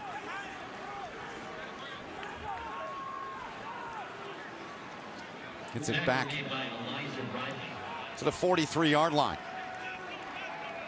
Going no huddle here. Harris, blitz picked up by Johnson. Harris over the middle. Christensen right there waiting and drops the big tight end, Okoji. 3rd and 5 coming up now. Kind of a nice job there by Harris to just get rid of that ball and get 5 yards. He wanted to throw the slant to the top of the screen, but it was not available. 3rd and 5 for Morgan State. Under 6 to play in the first half. They're down 10 after having a 14-7 lead on Army. They're 2 of 6 on 3rd down. Harris over the middle off the hands of Johnson. 4th and 5. What does Tyrone Wheatley do here? I would go for it, personally. Yep. I think if you punt it away again, you haven't really been able to slow down Army in a while. You had an open receiver there in Johnson. Harris has missed some easy throws that you got to make. You got to make the layups. Johnson had a step on the linebacker there and would have gotten the first down. He's going for it. I like it. Look at John Luce, the first-year defensive coordinator here at Army. Can his D come up with a stop? They deliver. They do. They got the interception. Intercepted Cam Jones right into his waiting hands. Took a penalty earlier on the drive. Comes up with a pick here. And Army's got the football as each team has now turned it over twice. I don't know why he didn't throw the ball to the right. He had a couple of guys open to the right. He came back to the left, fires it in there. Nice job by Malcolm Morrison on the coverage. Cam Jones, another senior. College football and preview tonight's showdown between number 7 Notre Dame and number 3 Georgia, which you can see tonight at 8 Eastern on CBS. Make sure you tune in at halftime for the Ram halftime report. Take a look at Menashe Bailey. He's going to run a little 7-yard curl route right there on that last 4th and 5. Okay. Watch how open he is, Ben. Wide open. My word. He would have been gone. I mean, there's nobody around him. He could not believe it. Wow. Blitz coming. Anderson gets rid of it, and the dangerous throw nearly intercepted. Nearly picked off over there, but incomplete. 2nd down upcoming. This was in the break. Harris trying to explain to him what he saw and what happened. Well, in fairness to Harris, Eric Smith, the linebacker, ran underneath it for a split second, but he was going out to cover Jabril Johnson, the running back out of the backfield. That's a big missed opportunity for them. It really is. 5.5 to play until the half. Slumka, defender on his back. He wrestles him down after pickup of a couple. Down to Tina for some info on the Army quarterback situation. Yeah, so after that touchdown drive, and this is just like Jabari Laws told me, it was Kelvin Hopkins who sought out Christian Anderson, and he said to him, someone knows how to air it out. I knew you could do it. He was congratulating him, and this was stuff that Laws talked about with me, and before Laws got hurt, Hopkins again talking to Laws every time he came back to the bench and really breaking things down for him. Really seeing the leadership of Hopkins on the sidelines today. Great to see. It is the, as a couple of the coaches said to us yesterday, the greatest leadership academy in the world here. So that's awesome to see down there. Thanks for the report, Tina. 3rd and 8 now. Anderson high on that throw, missed the intended target near the 40-yard line. It was Cam Harrison. Not a good throw there by Christian Anderson. But you got to be happy for him even just getting this opportunity. I mean, he's the 3rd string quarterback as a junior, and the backup's a sophomore. If this were almost any other program in the country, Ben, he'd be in the transfer portal. Yeah. If you're a junior, You're 3rd right. string, You're right. and Yeah. the backup's a sophomore, you're thinking you're never going to play. So one of the things that makes the academy unique, very happy when a young man like him gets the opportunity, and he's made some big plays for the Black Knights already. Potter boots it away. Woolfolk is back there, lets it go. Sideways bounce, and it'll be out of bounds inside of the 15-yard line off the foot of Zach Potter there with 4:31 to play until halftime. Morgan State will have it right after this. Tomorrow, an NFL on CBS doubleheader. First 2 of the league's most dynamic young quarterbacks square off. Lamar Jackson of the Ravens take on Patrick Mahomes and the Chiefs. It'll be followed by a showdown of the NFC between the Saints and Seahawks. It all starts with the NFL today at noon Eastern on CBS. There wasn't any quarterback news recently, was there? It's unbelievable, isn't it? It is. And 2 of the quarterbacks you don't see there, Lamar Jackson, Patrick Mahomes. that 1 o'clock game on CBS. I think it's arguably the game of the year so far in the NFL. The way those two guys have played, both completing 70% of their passes, 7 touchdowns, 0 interceptions. Man, am I looking forward to that one tomorrow. The new wave, new age of NFL quarterback. 5-yard pickup for Morgan State. 4 minutes to go until halftime. This is Howell, right side. He's popped and dropped by Captain America, Cole Christensen there. 3rd down coming up. Haven't called his name a whole lot today, Christensen, but big stop he makes there. You always feel that way, and then you look at a halftime, he'll have 7 tackles. At the end of the game, he'll have 13. Exactly. Looks like they're bringing pressure off the edge again. Number 2, Morrison, here he comes. Harris gets away and throws it. Catch made. Riley on the tackle, but Menashe Bailey's got the catch, the first down to the 28-yard line. Good job by Harris to get rid of that before Morrison came. Second time they brought him off the edge. He comes in. He actually double clutched on that one. Here's Jabril Johnson. They go at tempo here. Trying to go at tempo is Morgan State. Just over the 30-yard line. Plenty of time. They've got 3 timeouts left. Eric Smith made the stop there on Jabril Johnson. Timeout, Army. Their first 30-second timeout. Army's got 2 remaining. They'll talk things over. Quick breather, and they'll discuss. It'll be 2nd down and 7 when play resumes. Tyrone Wheatley's got his guys huddle up over there.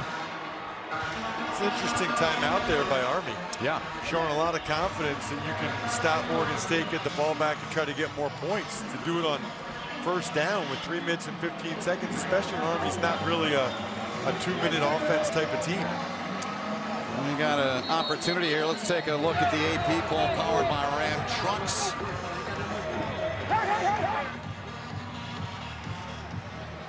There's Georgia Notre Dame tonight on CBS. And a look at it there.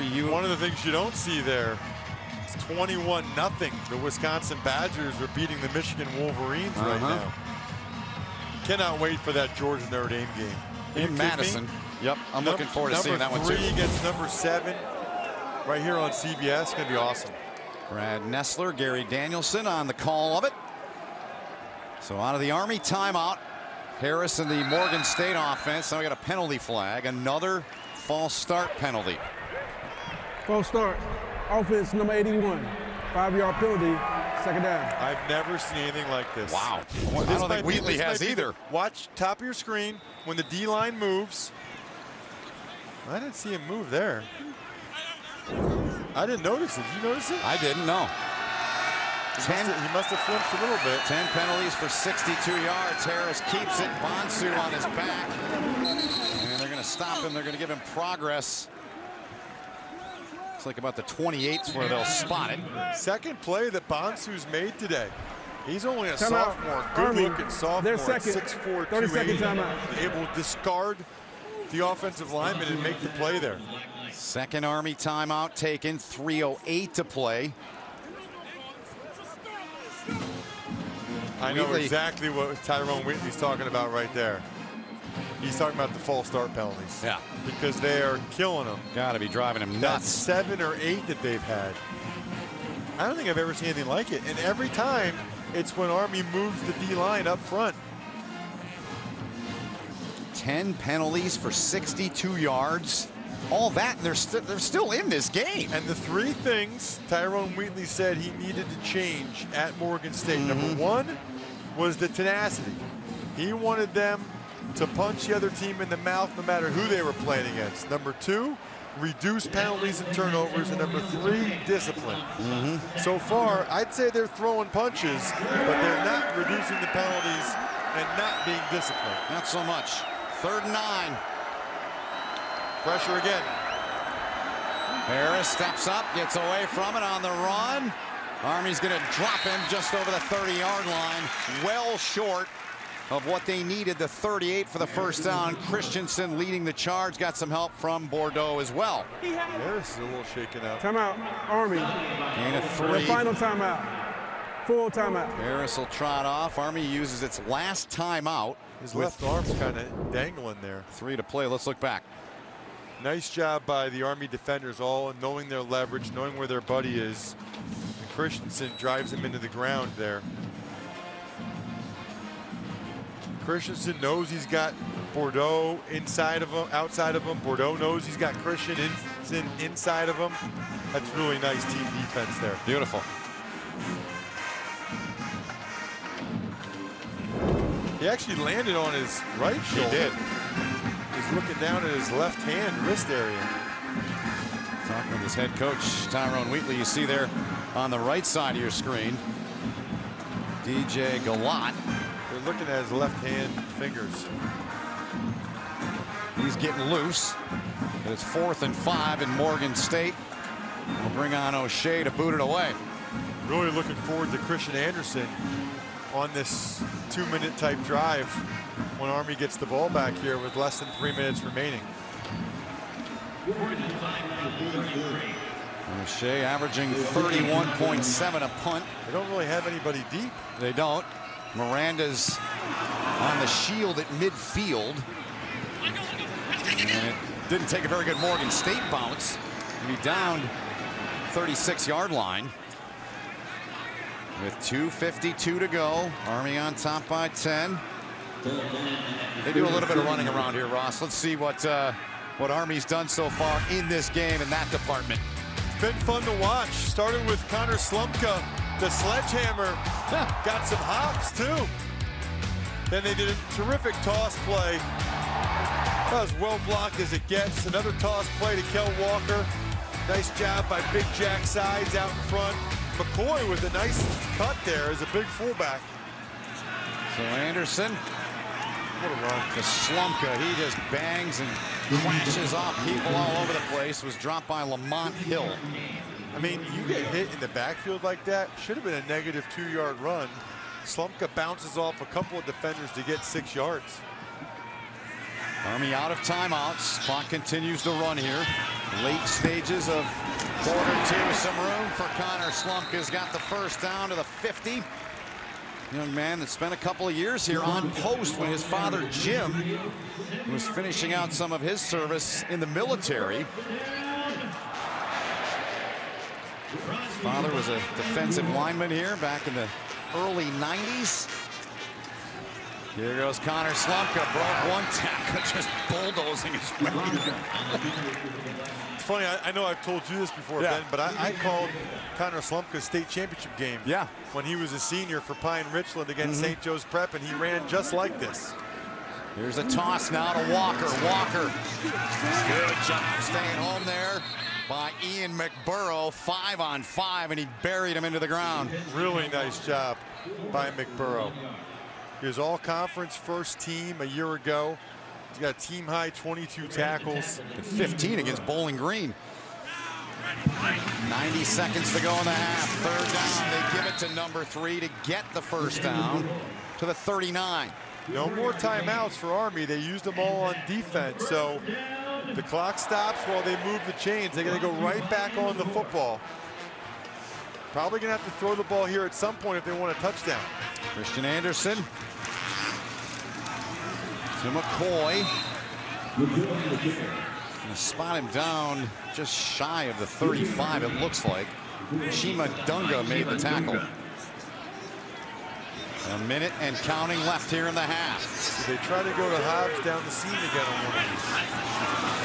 Toss it here to Kel Walker. Walker got a good block. Walker cuts inside of the 30. Works his way down to the 27-yard line.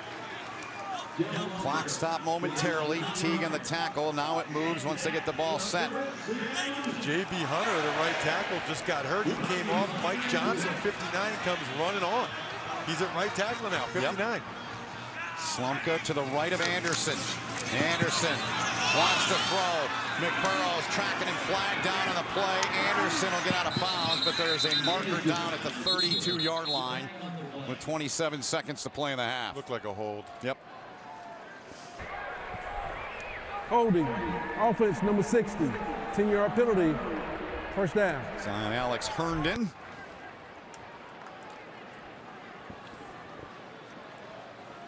So 27 ticks left. You take a couple shots here. What do you do? Do the offensive coordinator. Herndon was late off the snap. You look at the top of the screen, working against Malachi Washington. I think that's a good call there. But that was really just Washington jumping the count. To answer your question, Ben, yep. I think you do. I mean, I think you do try to have, except Morgan State's going to call timeout yes. first. Tyrone Wheatley takes one. Timeout, Morgan State. They're first. 30-second timeout. So 27 seconds remaining in the half. 1st and 20 back at the 37-yard line. You really don't have time now to run it anymore because you're not going to get the first down with 20 yards. You got to throw it, and you got to really try to throw it either to get the first down or to get near the sideline. Because you run the ball in the middle of the field, Ben, you're not going to pick up 20 yards. It's unlikely, and the clock's just going to keep going and going and going. If they do run it, they got to get up on the ball and spike it right away. Tyrone Wheatley on the left there, first-year head coach of Morgan State. Jeff Monken in the offense, just about set to come back onto the field. We'll see what they do with 27 seconds remaining here in the half. In a 10-point lead.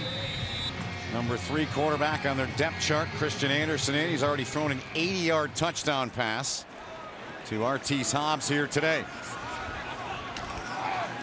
8th play of the drive when they snap it here.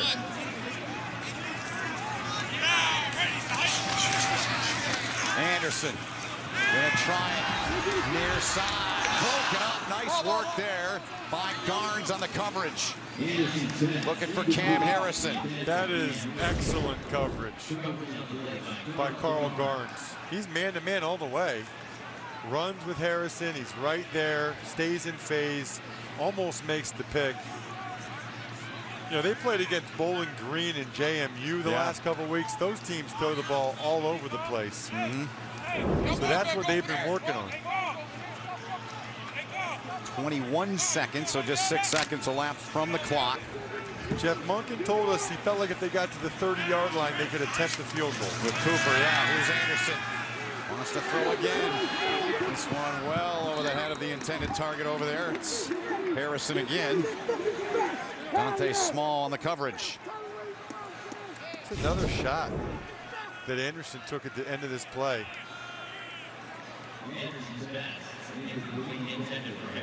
Ooh. Yep. They were toying at times with Kel Walker at quarterback if something were to happen. Kelvin Hopkins is in uniform. They really didn't want to have to play him here today. Ball out of the hands of Anderson. Penalty flag anyways. Ball start. Offense number 13. 5-yard penalty. 3rd down. That's on the quarterback. So now, Ben, watch Anderson here. He just started to move a little bit. That's a good call. So now, even if you do complete a pass with 14 seconds left, you got to sprint to the ball and spike it as soon as possible. Anderson in trouble, got away, gets a little bit of room, gets into the middle of the field. Gotta try to spike it. Yep, Try to spike it real quick. Clock ticking away. You can't spike it though because it's 4th down. Yeah. That's the half. Great job. As if you needed any more to know that was the end of the half. Man, Cannon's let us know, right? That cannon gets me every time. I just jumped 3 feet. So the end of the half has Army on top by 10. 24-14. They were down in this game at one point. 14-7. Now we send it down to Tina Servacio and our Warner Ladder sideline report with Army head coach Jeff Monken. Well, thank you, Ben. Coach Monken, first I want to check on the health of one of your quarterbacks, Jabari Laws. What is his injury and availability? We'll check him at halftime. I don't have any idea at this point. We saw you gather your team in the first quarter, make them take a knee, and we saw you lay into them. What do you think of the way they responded after that? I've never been more embarrassed in my coaching career. They are poorly coached. It's my fault, and I'm just as embarrassed as I can be with that first half of football. It's the worst I've seen us play, and I don't know how long, maybe ever. What kind of adjustments should we expect second half? I don't know. They might have all my shoes stuck right in their backside. There you have it from the head coach of Army. Ben, back to you. Yes, thank you, Tina.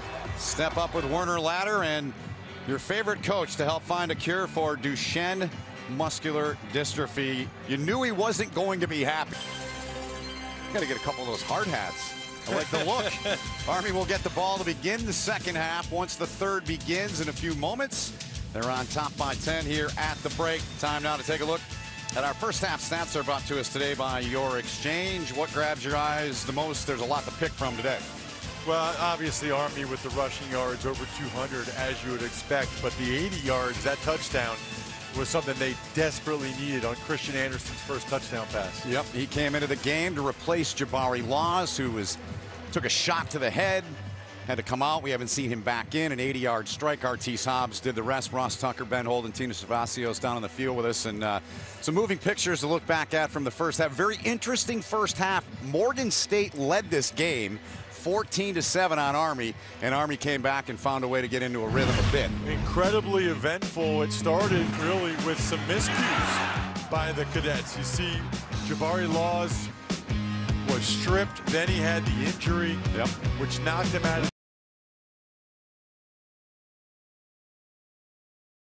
down run. Then he threw the ball to Artis Hobbs down the seam after an excellent fake to the left side. The Black Knights have a lead. They have a double-digit lead, but you certainly wouldn't have known that by what Jeff Monken said to Tina at halftime. No, you would not, and we'll get down to Tina momentarily. Short kick fielded at the 15-yard line by the Black Knights. That's Hobbs.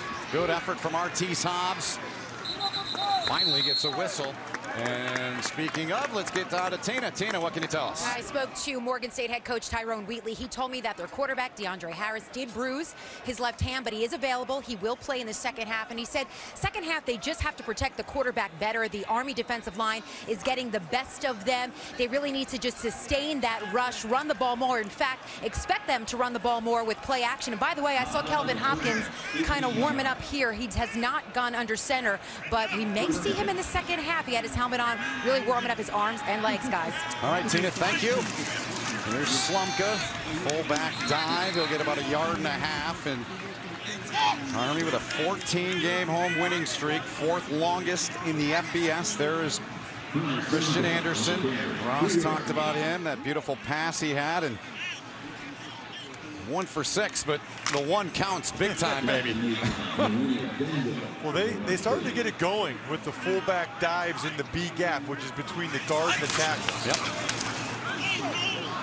Good move there.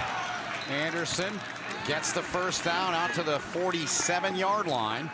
Nice job by Anderson there with the read. He saw the defensive end crash. Left side of your screen, he'll see the defensive end crash on the fullback. He can pull it and then take it. One of the things that impresses you so much about the Black Knights is that no matter who comes in there, including their third-string quarterback, they know this offense so well. He's been doing it for 3 years. Good read by Anderson there on the pull. Averaging 10 yards a carry. Slumka taking on defenders, finally yanked down. And Slumka with a great pickup on first down there. Chima Dunga made the stop on him. Back-to-back really nice runs by the Black Knights. And the hard hat crew. On the tackle. Right. 9-yard pickup for Army. Slumka in the first half, 12 totes in the rock for 76 yards. Had the 18-yard run in which he hurdled Carl Garnes. That'll be over every highlight reel in America, I'm sure. This is Bernard now, trying to battle and fight. He's forced back, and Dave Barnard on the carry. Hebron made the stop on him there. The one thing Morgan State has done really well defensively, they keep changing up their fronts. They are not giving the Army offensive line the same look, so they keep changing up their fronts. So the Army can't really key in on what the best runs are. Like right now, there is nobody over the center. Look at the hole, the void up in front of the center right there. McCoy, he goes right through said hole. Got tripped up, though. Nice play made, though. And one of the big linemen there, they tripped him up. Colby Warrior finished him off. Boy, they had the right call, too, Ben. Watch, it's an inside trap right here. And look at this. It's wide open. Yeah. McCoy breaks that one tackle right there. he goes a long way. Nice job by Colton Warrior, the sophomore, to get down the line, because they had the right call. They saw the same thing we did, which is that there's nobody in the A gap, which is the gap on either side of the center, Peyton Reeder. 4-yard pickup. That's Walker moving. Anderson near side, fires it out there, and it's dropped. Perfect throw. It was dropped right into the hands there of the target, and unable to come up with it was Christian Hayes. Well, you got to be sick if you're Christian Hayes. No question. I mean, you only get maybe one pass thrown to you all game. You're a Division I wide receiver. That's the one chance you get. It was a perfect strike by Anderson. He started to try to run before he caught it, and that's one of the things that Coach Monken's frustrated about, the lack of focus. 3rd and 6, Army 2 of 7 on 3rd down. Anderson fakes, gets out of there. Nifty job to get through there. Found a seam and slithered through there down to the 29-yard line. Hebron made the stop, but it's not before he gets the 1st down. Really a fullback follow here. He's going to follow Slumka. Slumka goes, gets the block, and he follows him. Nice block by Slumka, and Anderson just replaces him. Right where the fullback normally goes, instead Slumka is the lead blocker, and Anderson follows him. That's called a quarterback follow. 4 for 41 on the ground. Here's Slumka into the open field. Another 1st down run for Connor Slumka. Inside of the red zone to the 17. Simeon Gatling made the tackle. Army moving the sticks, moving down the field quickly. That follow by Anderson on the 3rd and 6 was big. After the drop by Hayes. Anytime they get in 3rd and more than 5, and Slumka already has a career high. He's about to break 100. Had a career high against Michigan with 92. He's eclipsed that with 98, as you saw today. Anderson. They go outside. Herbie Hancock, they call him. Malik Hancock, and a good run to pick up another 1st down. It'll be 1st and goal. They're going to spot him out at the 4-yard line. Nice quick pinch there by Anderson. You'll see Hancock come all the way around the backside, and right quick pitch. Anderson made the read quickly.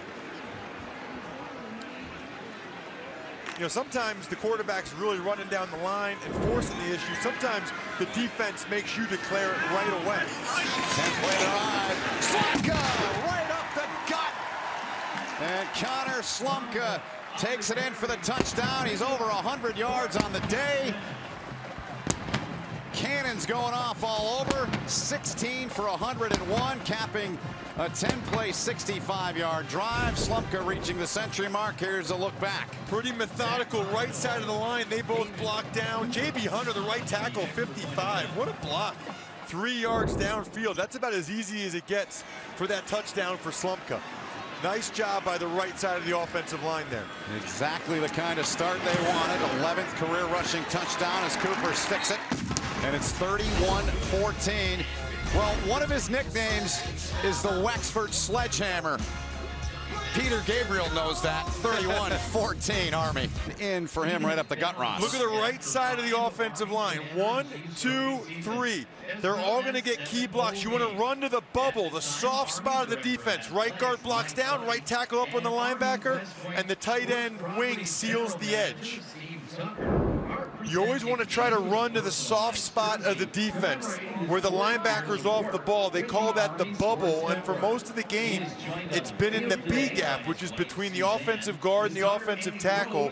Army's done a nice job taking advantage of it. They did it again there. You get the down block on the D tackle, the offensive tackle goes up on the linebacker and leads to a relatively easy touchdown for the Black Knights. Would have loved to have been a fly on the wall in that locker room at halftime. The Army locker room. I don't know if the fly on the wall would have survived. It probably would have got splattered on the wall, right? Bagley's got it teed up from the 35. Howell's the deep man inside of the 5 for Morgan State. Toe meets leather, and fair catch called for at the 9-yard line. It'll be 1st and 10 from the 25 for Morgan State. Armed Forces Football proudly sponsored today by USAA. So in that first half, Morgan State, DeAndre Harris, 6 of 15, had 2 interceptions for 128, but had a 69-yard touchdown to Menashe Bailey throwing it. I was really surprised to hear Tyrone Wheatley tell Tina at halftime that they need to run the ball more. They haven't been able to run the ball successfully at all. No. Here they go running it. That's not a bad start. Not bad. Good little stutter step there. Gets them 5. But really where their advantage is their skill guys in the open space. I'd like to see them throw the ball more to Menashe Bailey, their wide receiver, and Jabril Johnson, who's now down. Looking like he's reaching for the back of his right leg there. Yep.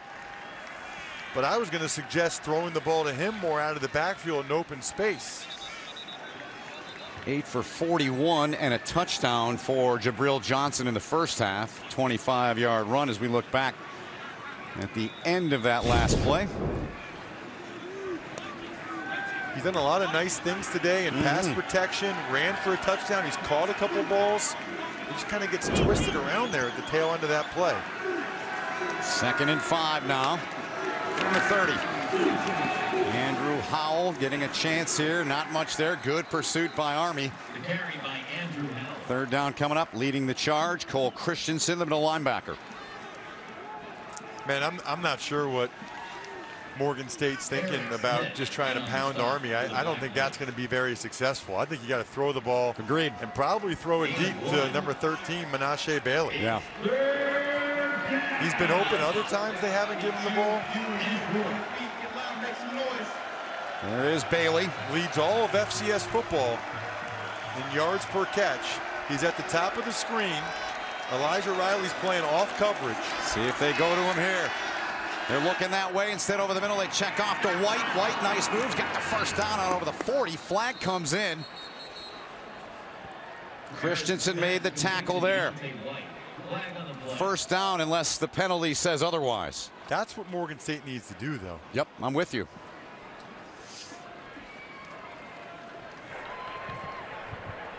After the catch, illegal block in the back. Offense, number 83, 10-yard penalty. 3rd down. Wes Woolfolk, the guilty one, as head coach Tyrone Wheatley looks on. A ton of penalties against his team today. They're in double figures. Let's try to find Woolfolk, number 83, after the catch. He's left side of your screen. Yes. Watch left side of your screen, Woolfolk. You couldn't really see it. He just, wow. McClinton got flipped over. Yeah. Just a little bit of a push there on McClinton. That's a tough one because that's a hustle play. Their wide receiver coach, Derek Alexander, preaches blocking downfield. Here's Harris. Swings it out. Howell's got it. Cuts back inside, and he's dropped, but he's got the first down. Heavy hit delivered. Finished off there by Kamante Yao. That's what I'm talking about, Ben. Get the ball on the perimeter and in space to your weapons. They've got good skill people. I would throw the ball to Bailey and to the running backs all day long.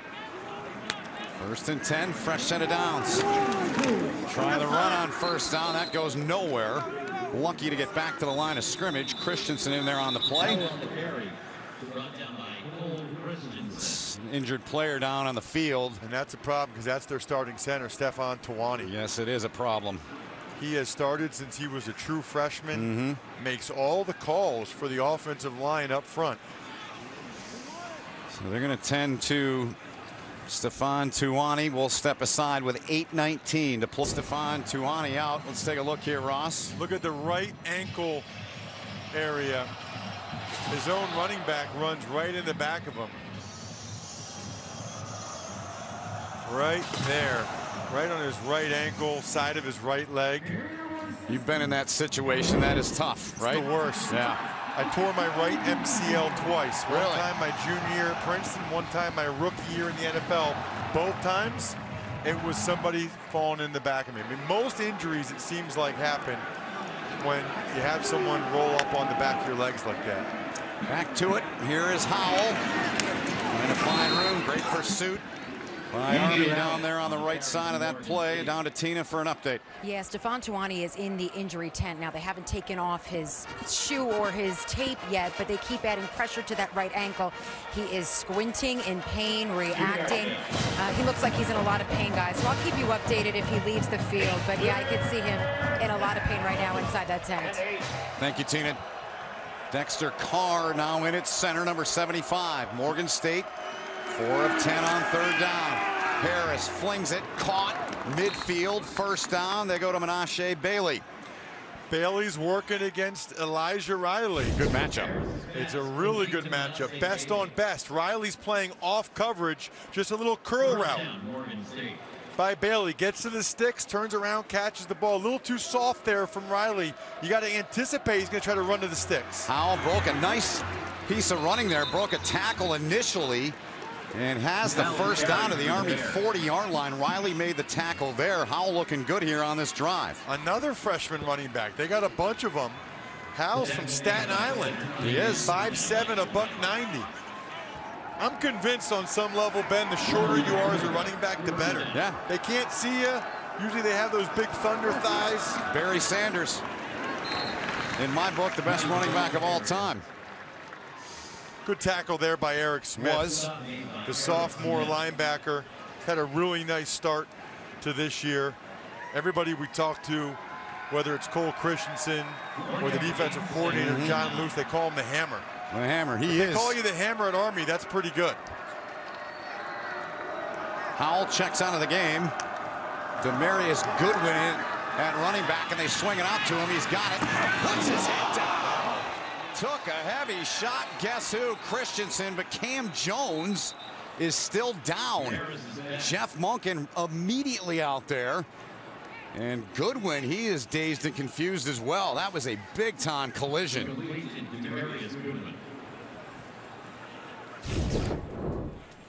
Let's listen. Oh, man. And the older I get, the tougher these are to watch sometimes. And frankly, in my book, that should be a targeting penalty on Demarius Goodwin.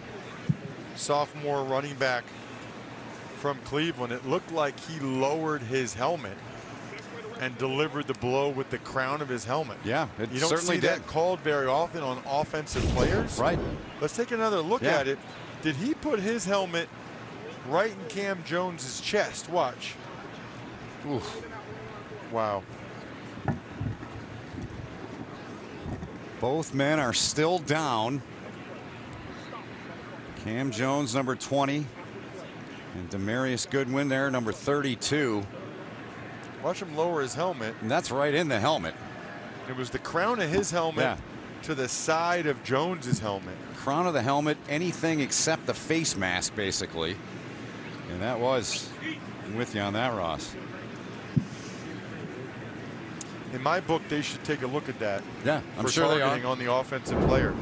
You know, the NFL started that rule last year, and they only did it really 1 or 2 penalties last year. Yeah. Well, they tend to both men still down on the field. We'll step aside with 6:11 to play in the third quarter. Delivered the blow that knocked both men down for a few minutes. Cam Jones has just gotten to his feet. That's what the clapping and applause is for, that he's able to walk off after that kind of collision. The Morgan State sidelines. Goodwin has not moved. All right. Tina has told us, our truck, that he has moved his hands and legs. So that is a great sign, but they are still being very, very careful with Demarius Goodwin.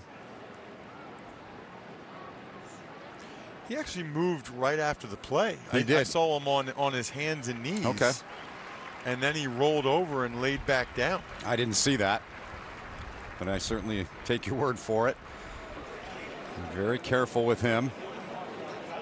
We had a similar situation a couple weeks ago, Ben, in the Rice game against Wake Forest, and the point I made then and I'll make again is they take every precaution when it's potentially a head or a neck injury.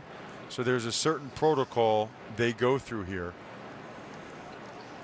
As they should. The hits that men that play college football and obviously in the National Football League, it is just so violent in the sense that collisions. It's amazing to me that some of these players continue on playing after some of the shots they take.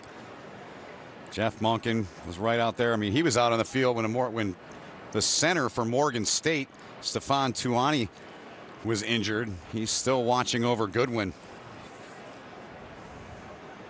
Says a lot about Jeff Monken, doesn't it? No question. He's out there and he's that concerned about a player on the other team. Classy, I think all man. these coaches know that these are just college kids, you know, trying to get their degree and enjoy some college football. Play the sport they love. The last thing you want is any type of serious injury to any of them. There's Tyrone Wheatley. Right next to Jeff, yeah. So Demarius Goodwin strapped down to the board. Goodwin's really their 4th or 5th string running back. Yeah. LaVelton Williams is out today. We haven't seen him. Number Chase. 4, Josh Chase, is out today. We've seen Jabril Johnson, number 30, who's been He's banged played up. well. We've seen Andrew Howell, number 21. So Goodwin's really the 5th string running back. And if you're the 5th string running back, you're absolutely trying to make the most out of every touch, every opportunity that you get. Yep. Prepped in his high school days at the Ginn Academy under Ted Ginn Sr. and Nike Stadium crowd. In the Corps of Cadets, as they'll take Goodwin off on the stretcher. Hope for the best for him, no question about it.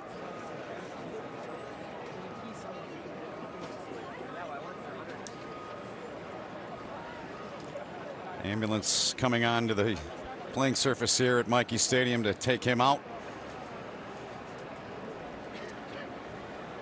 I can remember in 2004 playing for the Buffalo Bills against the New England Patriots in a game that was on CBS. Mike Williams, our big right tackle,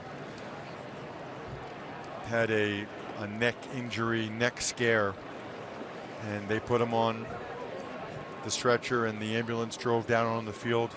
Very similar. It's one of those things that really gives every player out there pause.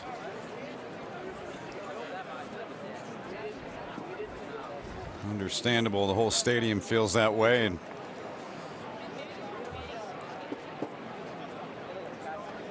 it's important to note, Ben, just because they're going through the protocol and there's an ambulance does not mean that he necessarily has a serious injury. Yes. They're just treating it as if it could be a serious injury.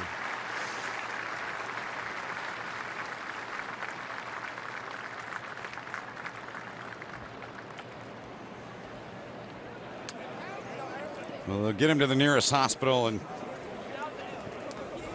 check him out. We are certainly thinking of him and hoping for the best for him. The first play after a play like that is always truly unique. Yep. Let's get down to Tina. She's had a view of this. Tina, what can you tell us? Well, specifically about Goodwin, I did see him moving his hands and legs, but they were taking that full precaution that Ross was referring to, that protocol, so they did stabilize his neck. It was incredible to watch how they just, stabilized his entire body to get him onto that first stretcher and then lift him up. He did continue to seem to move through that whole process. I'm in touch with Morgan State, so I will keep you guys updated with that, and I'm going to keep my eye on Cam Johnson as well with any further information. Thank you, Tina. 6:11 to go. They'll take Goodwin off in the ambulance. They'll take him to get tested. It's really weird, Ben, this first play especially, but even the whole rest of the game, because you can't help but be concerned and think about your teammate if you're out there. I relayed the story a couple weeks ago when we did that Wake Forest at Rice game, but the first play after something like this happens, it feels like it's slow motion. You don't feel like you're really playing full speed. And then the second play, it's like it never happened at all. I don't know how to explain it. I've been in the situation a couple times. Oregon State players actually doing a little stretching, calisthenics, trying to get loose. Yep. Army's guys, they're on the defensive group on the field.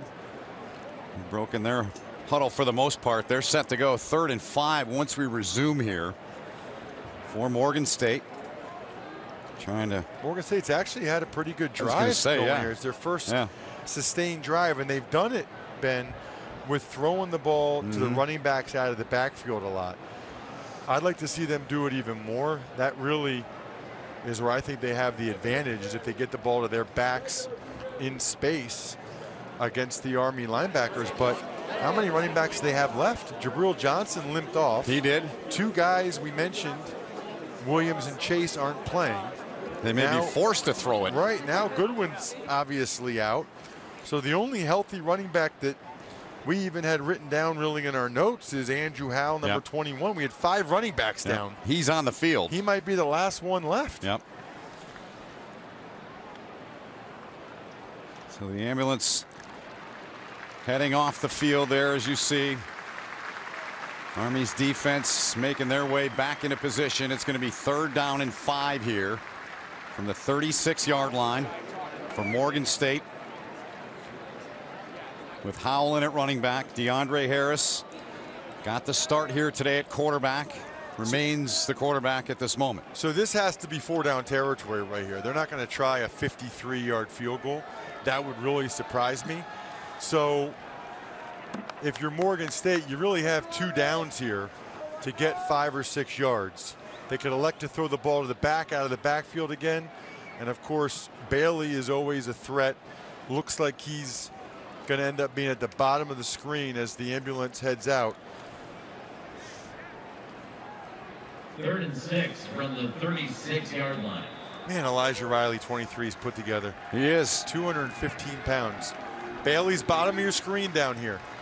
So here we go from the 36, 3rd and 5. Harris, time now, takes off. Harris can't get away. He's dragged down. Nice work by Cunningham, who came in to replace Cam Jones, who took the shot from Goodwin, who is now headed to the hospital. 4th down and 3. Yeah, you got to go here. Have to. I mean, you're down by 17 points. You're down by 3 scores. I don't think they feel great about trying a 51-yard field goal. His career long's 39. You only have to get 2.5 yards here. 0 for 1 on 4th down is Morgan State.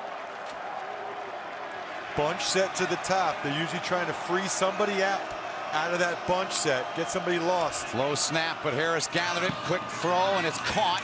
Cunningham wrestles down Woolfolk, but he's got the 1st down to the 26-yard line. So Tyrone Wheatley's guys continue to move. Nice job by Harris. He goes to the single receiver side. They knew Riley was coming with the blitz. They got rid of the ball quickly. Army has a strong tendency to bring Riley the boundary corner. On the ground, try it up the middle. Short pickup, maybe a yard. Christensen the tackle there on Howell, who is now, by our count, the last running back they have listed. Critical drive for Morgan State if they want to get back in this game. They got to get points and preferably a touchdown.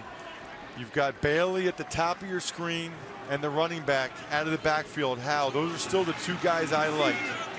14th play of the drive here on 2nd down. Howell, a little bit of room.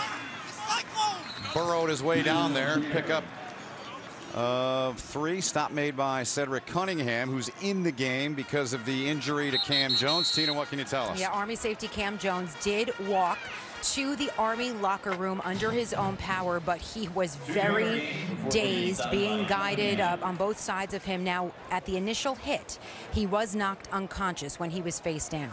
Then when he came to, that's when they were able to flip him over and then begin the process of checking him out. So if we hear anything further, but don't expect him back. I mean, he was extremely dazed walking over there to the locker room, guys.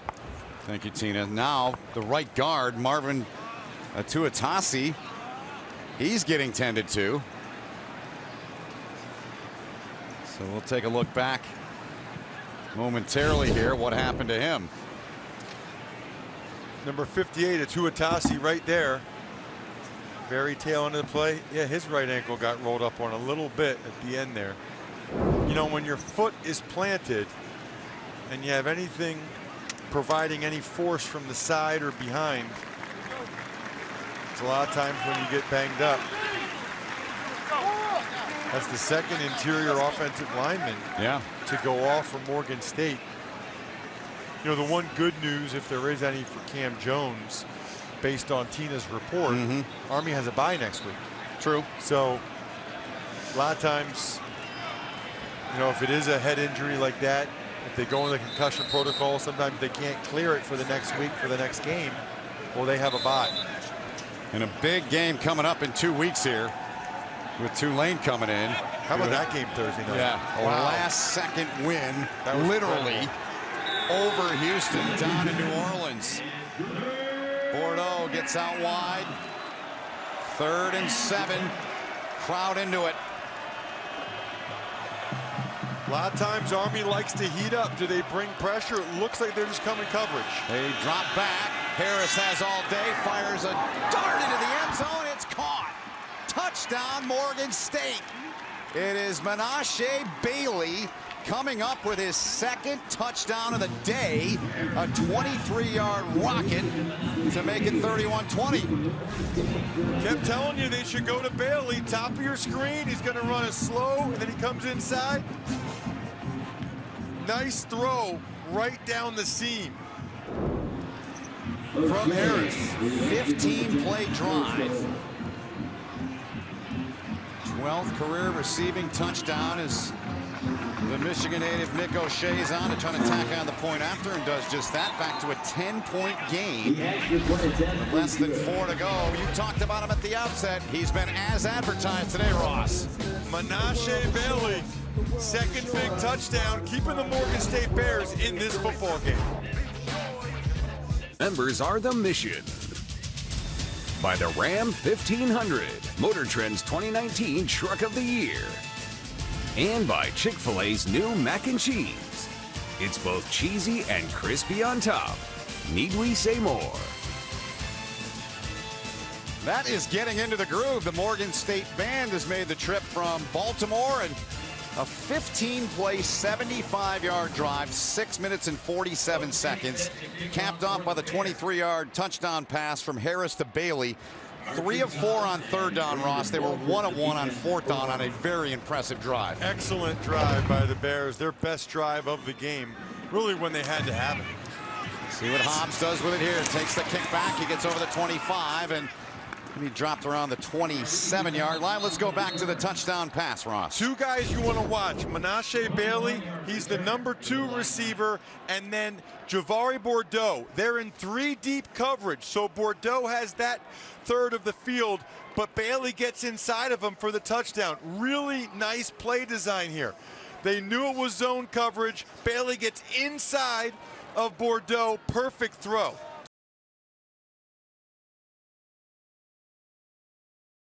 And if Bailey can run the seam inside of the first defender, he can get a touchdown like he did. How about Anderson? Picking up a dozen there on 1st down. Christian Anderson. Dante Small, the tackle. Right side of your screen, they're going to cave in the right side like they've been doing. Down block, and watch the blocks on the edge. That's what I love about watching Army football. Hobbs, McCoy on the lead.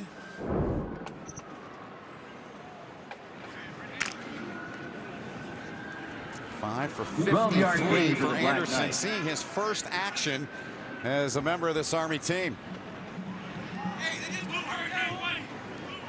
Army does a little pre-snap motion to identify the defense. Slumka gets it, faked it to him. Anderson kept it and springs outside for a short pickup of about a yard. Anderson on the keeper. Marcus Parker Jr., the tackle. Inside of 3 to play. Army up by 10. Marcus Parker Jr. With us since the noon kick here. They were down. Army was 14-7. Really, no matter what happens in this game, Ben, this is a big step in the right direction for Tyrone Wheatley's Morgan State program. Yeah, it certainly is. It certainly is. Here's Anderson again. Out near midfield. Just shy of the midfield stripe at the 49. He was taken down by Dietrich Washington. Lost his helmet. They need a new quarterback. He's got to come out. Yeah, he's got to come out for a play. Snap. I think Hopkins is going to go in there. Hopkins is going in. Nothing like your third-string quarterback being a guy that's on the Davey O'Brien list. On six watch list. I would imagine he just hands off. Yes. I don't think they want to take a chance of messing with whatever lower body injury he's dealing with. They want him healthy. Got the bye week coming up. And then a huge 7-game stretch before another short break. So Hopkins does hand off. Connor Slumka right up the gut. Moves the chains for the Black Knights. Malachi Washington. And a fumble recovery earlier in this game. Made the stop. There's an injured Peyton Reeder. Yep. And it is Peyton Reeder. Remember, he got banged up last week along with Jackson Deaton and J.B. Hunter. I mean, this has been a brutal game so far. Really has. And I feel like that happens even more in Army's offense just because of the nature of the offense. You're going to have a lot of guys rolling up on each other. So Anderson working with Noah Knapp. With Reeder down. They had a drive last week in the second quarter where they played 3 centers. That's never heard of that. unheard of, right? I've never heard of that on one drive in my whole life. So good to see Reeder sitting up at least. Reeder had to fight through injuries last year. Yeah. If you remember at the tail end of the year, wasn't really practicing anymore.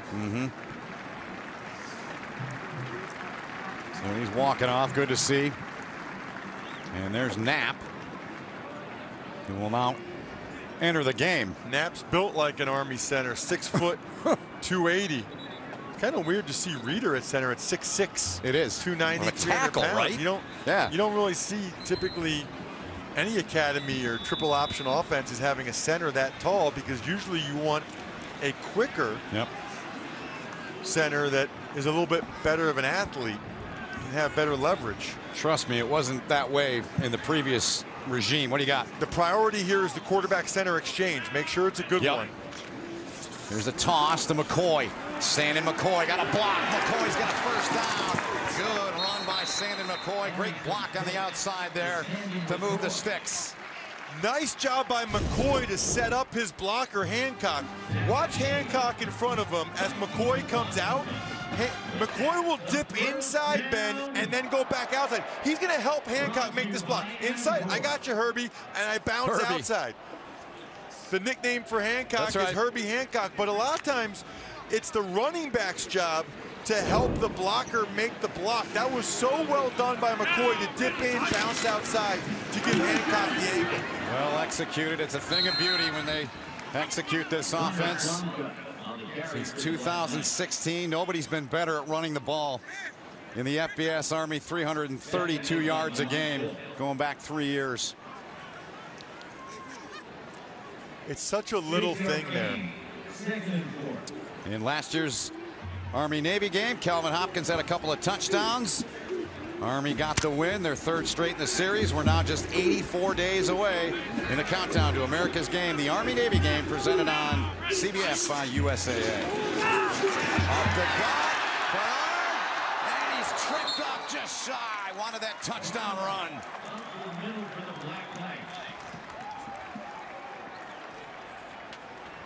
24-yard pickup there. And time has expired. Garn saved the touchdown there. So Jeff Monken's guys, the 4th quarter Warriors sign in the air. And Bernard nearly got in here, Ross. He wanted that bad. It would have been right in front of the court. Look at him.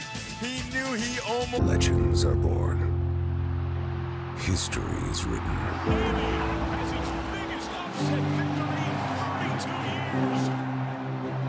And brotherhood is formed. The Navy midshipmen. Honor. Tradition. Brotherhood. The home of Navy football on CBS Sports Network. Time now to check in with our Chick-fil-A fan cam to see how the fans are reacting here at Michie Stadium. Saw the Morgan State band. They were dancing, enjoying their team playing here along the banks of the Hudson River. The youngsters here, always a tremendous show here at Mikey Stadium with Ross Tucker, Tina Cervasio. My name is Ben Holden. Great to have you with us. Bill Thayer, our producer. Mike Frank, our director. Tom Wicks, our associate director here today. First down into the end zone. Touchdown. Army totes it in. Bernard drives it home, and the Black Knights increase the lead to 37-21.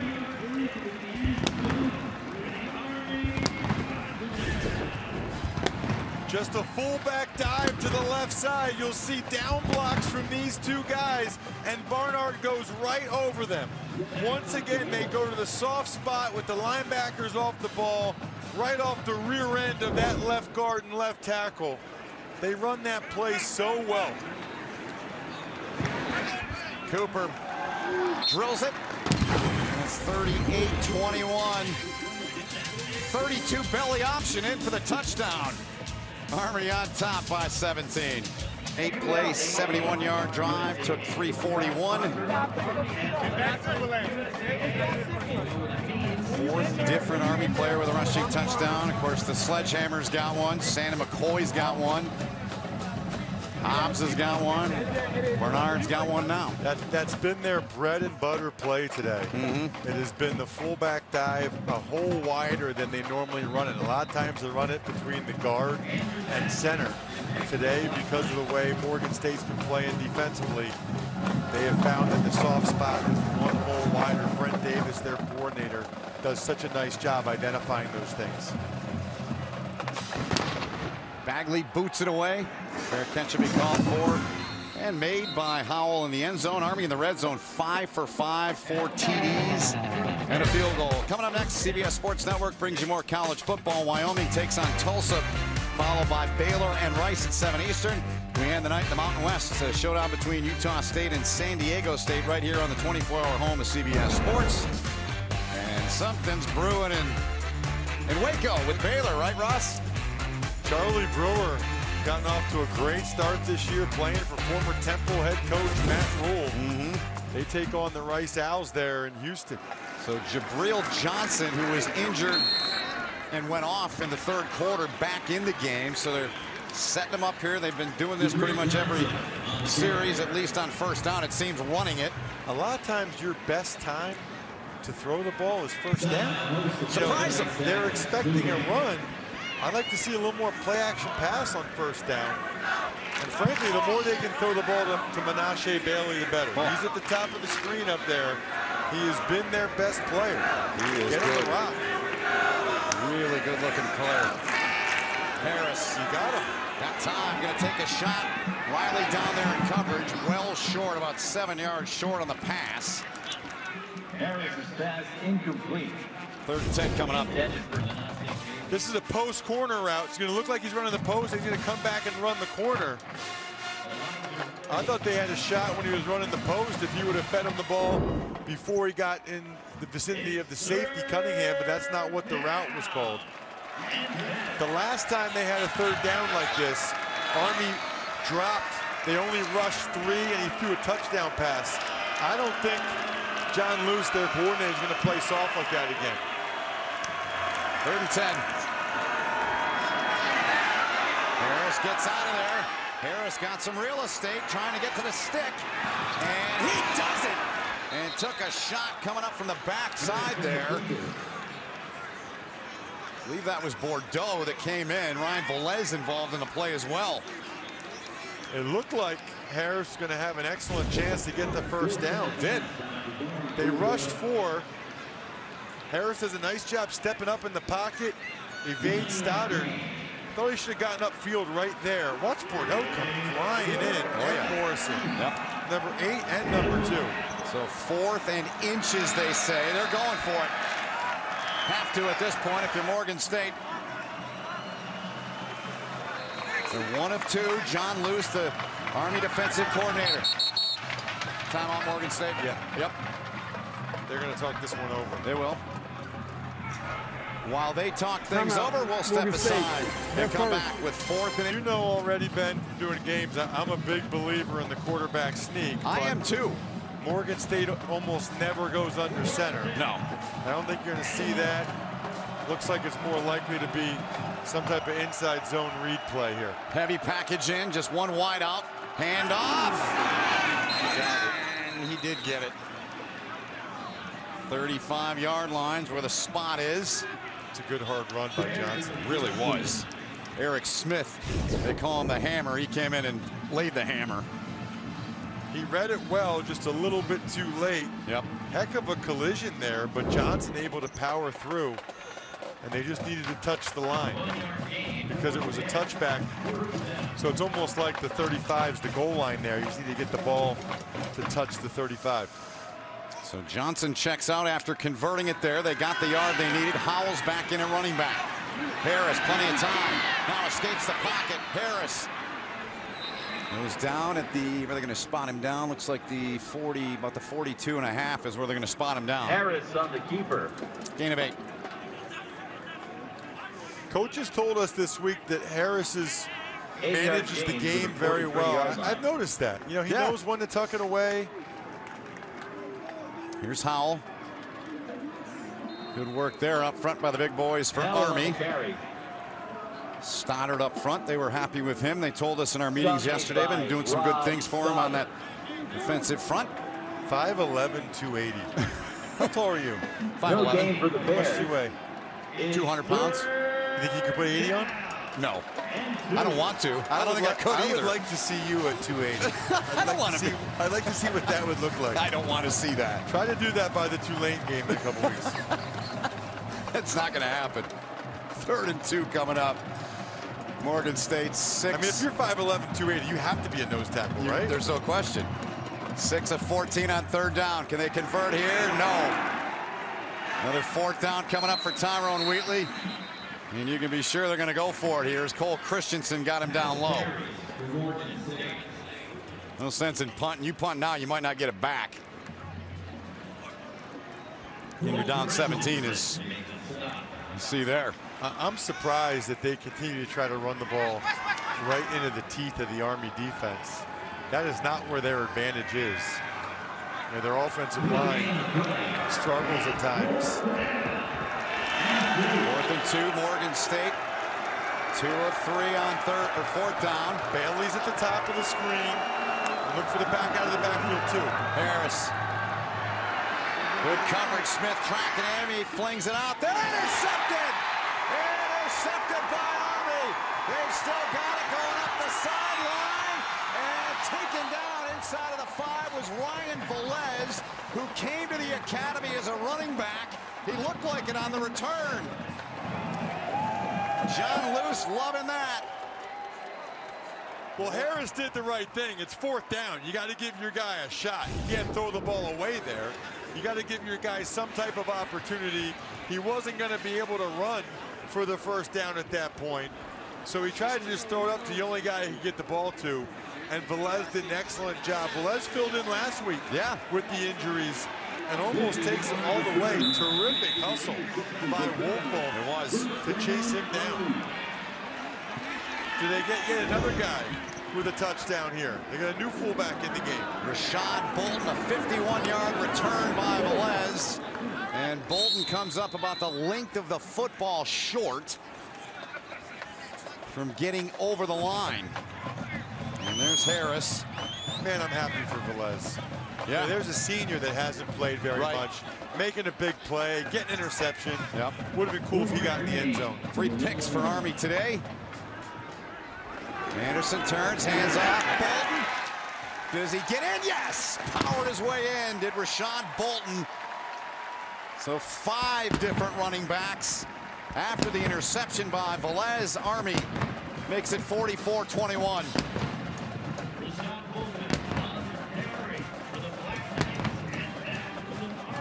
I can feel those cannon blasts from here. It shakes. It does. It shakes, and I feel like this wind, burst of wind. I'm kind of numb to it over the years, but the first couple of years, I jumped like everybody else. Point after good, 45-21. Spending the money, firing the cannons here at West Point. As here's the pick that set up the touchdown, Ross. Velez, the senior, getting the chance to make a big play, and then Bolton, the 5th different Black Knight to get in the end zone as Army starts to pull away. Gary Steele, the first African-American to letter at West Point in football as a tight end. Steele caught 66 balls for over 1,100 yards and 7 touchdowns in his career. He served 23 years in the Army, retiring as a colonel, and he's also a member of the Army Sports Hall of Fame here at West Point. They had their ceremony last night here on post. And it's a 45-21 score here with a little more than 10 to play in the ball game. Fullbacks, they've been feeding them. Feed the beast, why not? Howell's the deep man awaiting Bagley's kick. Army 3 possessions here in this half. 3 touchdowns. Last 2 touchdowns by Bolton and Bernard were their first ones ever. Yep. Back-to-back guys getting their first touchdowns. Yep. Good to see as Howell calls for the fair catch. Let's get down to Tina for some injury updates. Tina. All right, an update on Morgan State running back Damaris Goodwin. He was taken to Keller Hospital here on base. It's very close.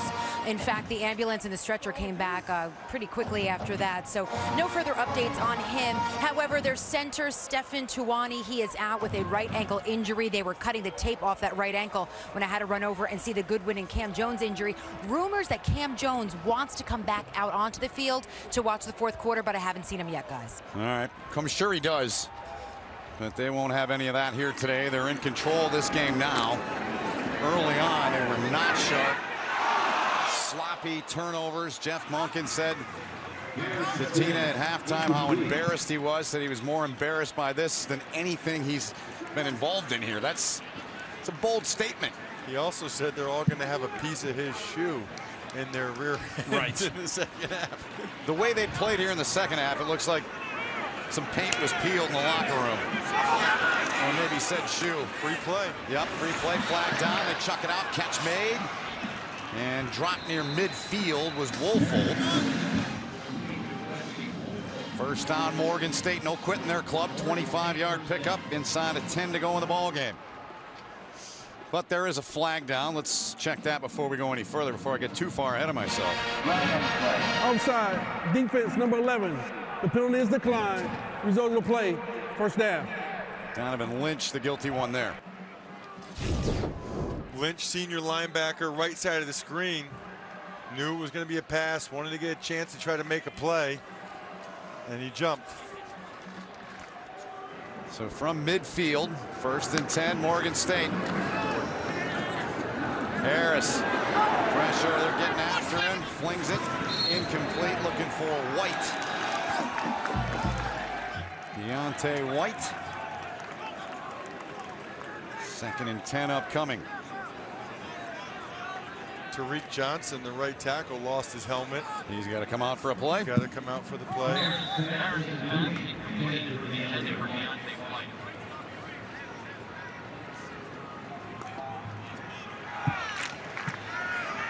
Alan Jones is coming to replace Tariq Johnson.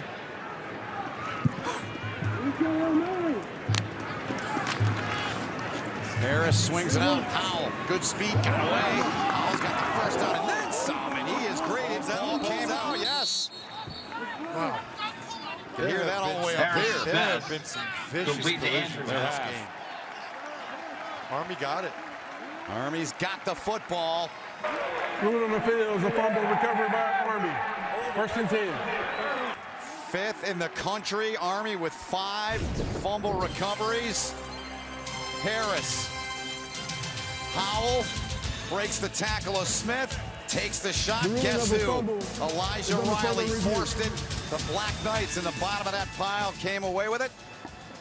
And they've got the football at their own 39-yard line. That's now 3 forced fumbles for Elijah Riley.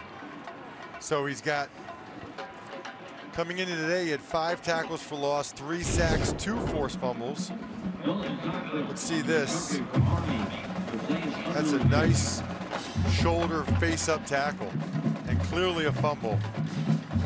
That's a nice job there by Riley. They are taking a look at this, but they were just checking for the knee on the play. But clearly can see The there. on the field is confirmed. Very quick review, as it should have been. Call confirmed, so it's Army ball with 9:25 to go. Good example there, Ben, of Elijah. Time now to take a look at our Coyote Tractor dirty work play of the game. Connor Slumka. That was pretty dirty in a good way. He's had a heck of a game, a career high over 100 yards, found the end zone. One of 5 running backs to score a touchdown here today is Connor Slumka. The fullbacks combined here, Ross, 36 carries, 238 yards, 4 touchdowns, averaging 6.6 a carry. It has been a fullback day, and that's good news for Brent Davis and the Army offense, because they really wanted to get the fullback run game going. It's not been a strength through the first 3 weeks, and it's really the foundational piece of their offense. I love how Davis is always holding his bald head when he's making the call. You ever notice that? I do. He's always got his hand holding his head. Helps him think, I guess. Kalen Bird in at fullback. Ball taken to the 45-yard line. Christian Anderson, gain of 8. They've all resulted in touchdowns. Those are short drives by Army standards. Obviously, the bottom one speaks for itself. Usually they're around 7, 8, 9 minutes. Looks like they got the whole second-string offensive line out there right now. They're getting some guys in the game that don't get an opportunity to play much here. I see Noah Utley, Noah Knapp. Adkins is the fullback. He's got it here, puts his head down, bowls his way to the 40-yard line. So Army up 45-21. They'll have a bye week next week with Tulane looming here at Michie Stadium. They're off as well, playing on Thursday with that dramatic win over Houston. That'll be next for Jeff Monken's guys.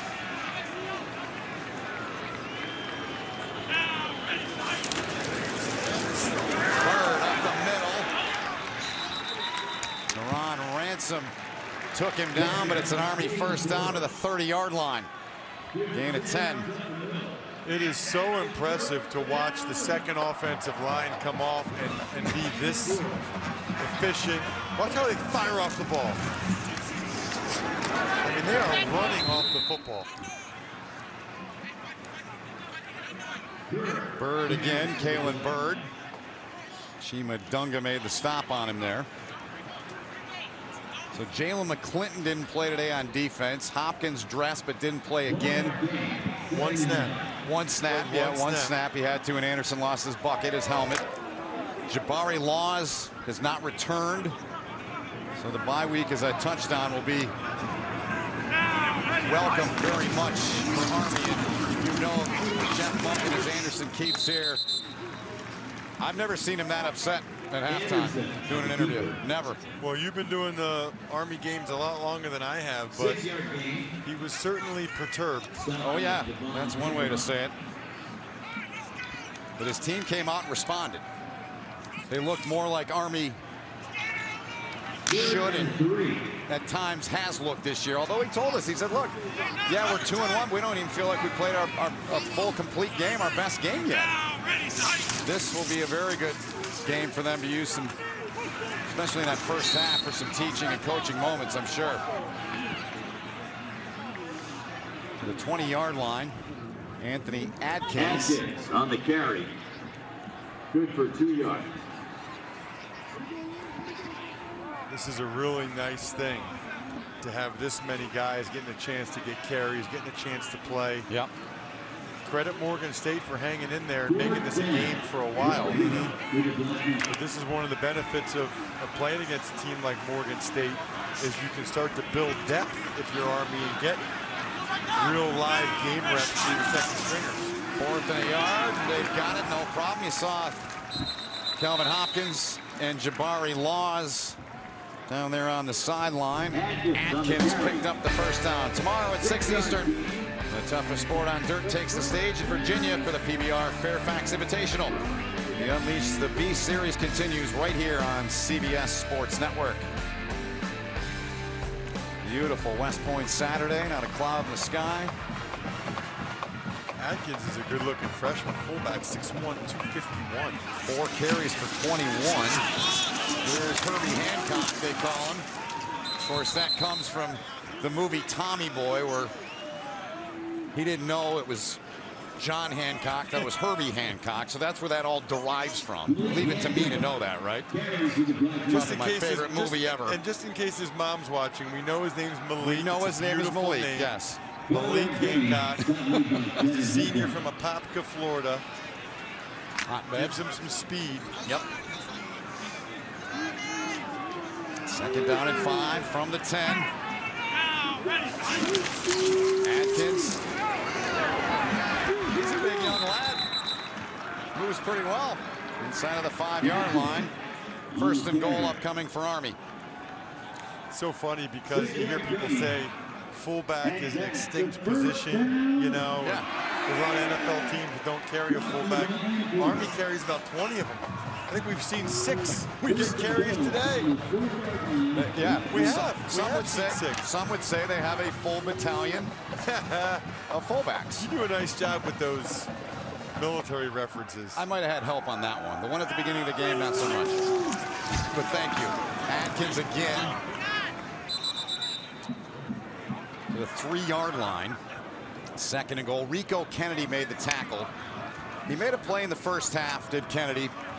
He was here for a year at the prep school. He wears number 28. He became very close with Brandon Jackson.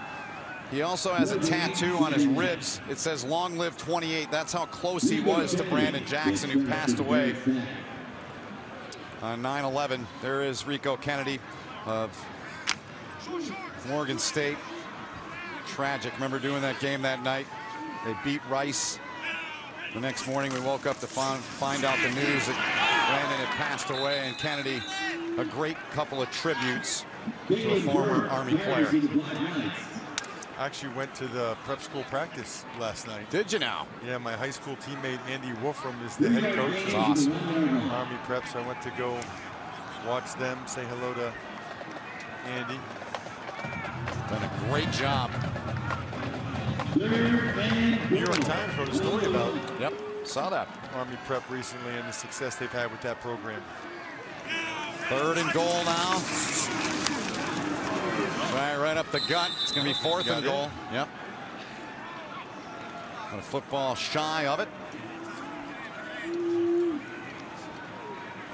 I think they're going to go. Yeah. Oh, yeah. It's fair to say. I think they're going to go here. No analytics needed for that one, but yeah. I'd like to see a quarterback sneak here. I mean, they're 2 inches away. Brent Davis up in the coaching box.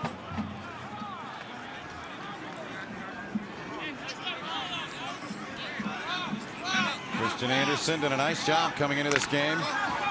Laws was injured in the first half. Oh, look at that quarterback sneak. There's nobody over the center. Anderson turns hands off. Atkins takes it in for the touchdown. Caps the drive off. And Army reaches the 50-point mark. 51-21 with 1:48 remaining in the game.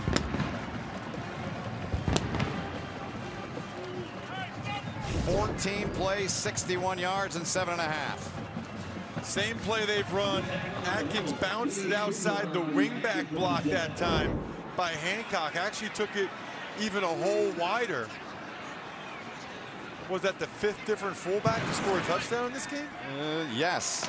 Bagley tacks on the point after. Fullback U. Army up 52-20. The CBS Sports Network is sponsored by the U.S. Army. Find out more at goarmy.com/warriors. By Mercedes-Benz. The best or nothing. By MCOR. Build, power, service, protect. And by American Greetings at your exchange. Very late stages of this one. 1:48 to go. Army's all over Morgan State, although it wasn't the case early on. 52-21 now. 14 plays, 61, and just over 7.5 minutes. First career touchdown for Anthony Atkins. 11 different ball carriers today. 5 fullbacks have scored touchdowns. 6 running backs. Fair catch called for, and we will step aside for a very short timeout. Be back for the conclusion. Is it too early to start celebrating Halloween? Well, if you're celebrating by eating Reese's, then no. You're actually late. Not sorry, Reese's. See, I told you to be quick. Minute 48 left here. Morgan State with a football from the 25-yard line. For those of you tuning in for the Wyoming at Tulsa game, you'll be able to find that online at cbssports.com/CBSSN as soon as it kicks off. And of course, we'll get you there immediately after the conclusion of this game. John Sadak and Randy Cross will be on the call. That one, Wyoming at Tulsa.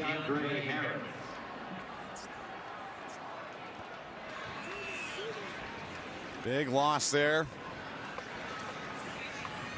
This is always, I think, an interesting decision by a coach. Do you keep throwing it, or do you run here and try to get out of here without any more injuries? Yeah, there have been a lot of those today. Harris running away, gets out. A nice job to get out of there. Nice throw and catch out near the 30, or was it? No, dropped it. Yep, looking for Jabril Johnson there.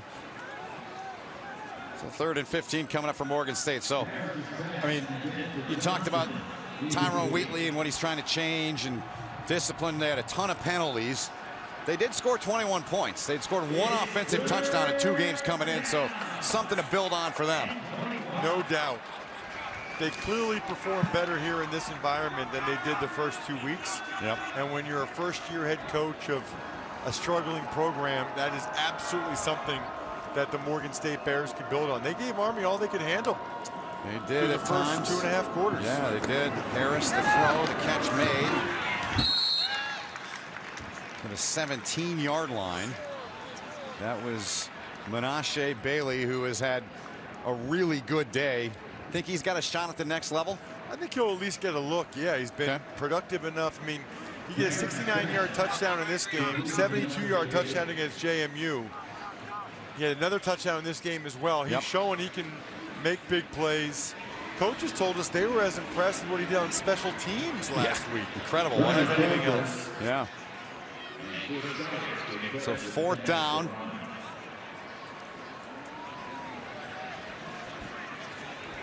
The Wyoming at Tulsa game is underway and now available at cbssports.com/CBSSN. We'll get you out there as soon as it's over with John Sadak and Randy Cross on the call. 30-second timeout. Morgan State takes a timeout. 4th down coming up for them. Let's take a look back at your keys. Ross Tucker, how'd they work? Well, for Army, protect the ball. They didn't really do that with the 2 fumbles lost, and they did give up the big play. That's what Jeff Monken was not happy about, and that's one of the reasons why Morgan State was able to stay in the game. And for Morgan State, they didn't really get a chance to make Jabari Laws throw because he left the game early. They weren't able to stop the fullback dive play, but 0 sacks allowed is also something that they can build on. Yeah. So a bunch of positives. I'd say out of those keys, 3 out of the 4 were in Morgan State's favor. Tyrone Wheatley sends his group back on. 4th down and 18. O'Shea on to punt. Nobody back for Army. Last 2 weeks, Army's been beaten on fake punts. Not this time, as O'Shea just gets it out of there. And wow. Yep. Army had 12 guys in the field, and I think Coach Monken's going to lose it. I'm sure he is. They actually had 15 guys in the field. 2 guys ran off, but they still had, no, 14. 2 guys ran off, but they still had 1 guy that came off way late.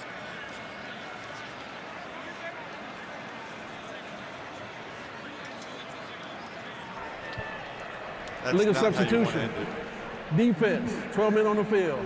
5-yard penalty, 4th down. So they'll replay the down and count them up, Ross. 1, 2, 3, 4, 5, 6, 7, 8, 9, 10, 11, 12. Yep. Not good. A dozen's great, but not when you're talking football guys on the field. You know, a dozen donuts is good. I just did some lip reading there. Yeah. Jeff Monken. He said pretty much exactly what I thought he'd be saying at that moment. So Nick O'Shea boots this one away. It'll roll inside of the 40. Army gets the win, 52-21. And the Black Knights have now won 15 straight home games. Currently tied for the 3rd longest home winning streak in the nation. And Jeff Monken out to meet Tyrone Wheatley after his team comes away with a victory here today. Well, it wasn't always pretty, but it's still a 31-point victory. Yeah, they go to 3-1. 3-1 on the season is Army. The two teams looking for guys they might know on the other side. Jeff Monken directing his guys over to the Corps of Cadets. And let's get down to Tina with the winning head coach, Jeff Monken. Well, first of all, Coach Monken, the serious injury to Cam Jones, what were you able to talk to him about, and any updates on him? No, I don't have any updates yet, so we'll find out after the game here. What, I know you can't tell us what you said at halftime, but what did you say in order to get the results you did in the second half of this game? I'm not sure. We played a heck of a lot better in the second half than we did in the first. We missed tackles, we dropped passes, we missed assignments, let blocks slide off. I mean, just really poor. You were able to get touchdowns from 5 different fullbacks, 6 running backs in all. How were you able to generate that and the 50-plus points? Well, it wasn't our fault. I can assure you that. We weren't doing a very good job. We should have blocked them better all day long, and we didn't. It's a win. It still counts, but I'm not pleased at all with the way we played. All right, Coach, thank you for your time. Thanks. Ben? Thanks, Tina. We appreciate it. Let's now listen into the Morgan State alma mater.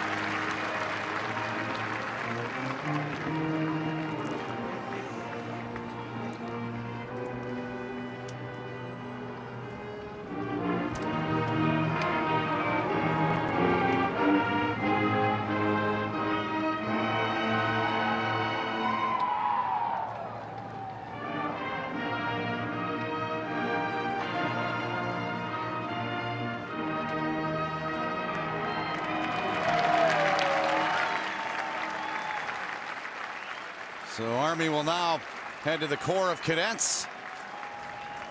And they'll sing and take part in the West Point alma mater. Jeff Monken and his team won, but he is clearly not happy. Expects a lot more out of his football team. And the bye week coming, and Tulane coming in. A very good team. That'll be our next broadcast of Army football here on October the 4th. Let's listen and take in the Army West Point alma mater.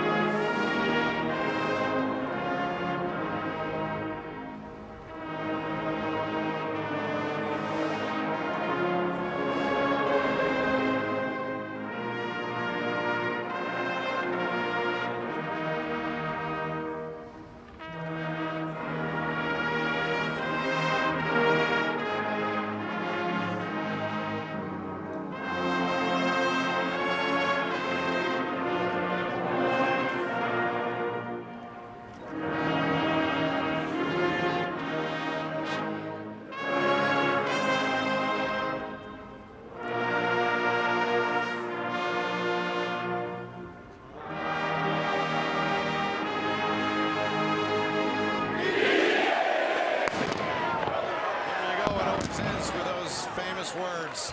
Final score, Army 52, Morgan State 21. For Ross Teen, all of our crew, my name is Ben Holden. This has been a presentation to CBS Sports Network. We now send you to Tulsa, Oklahoma, John Sadak and Randy Cross.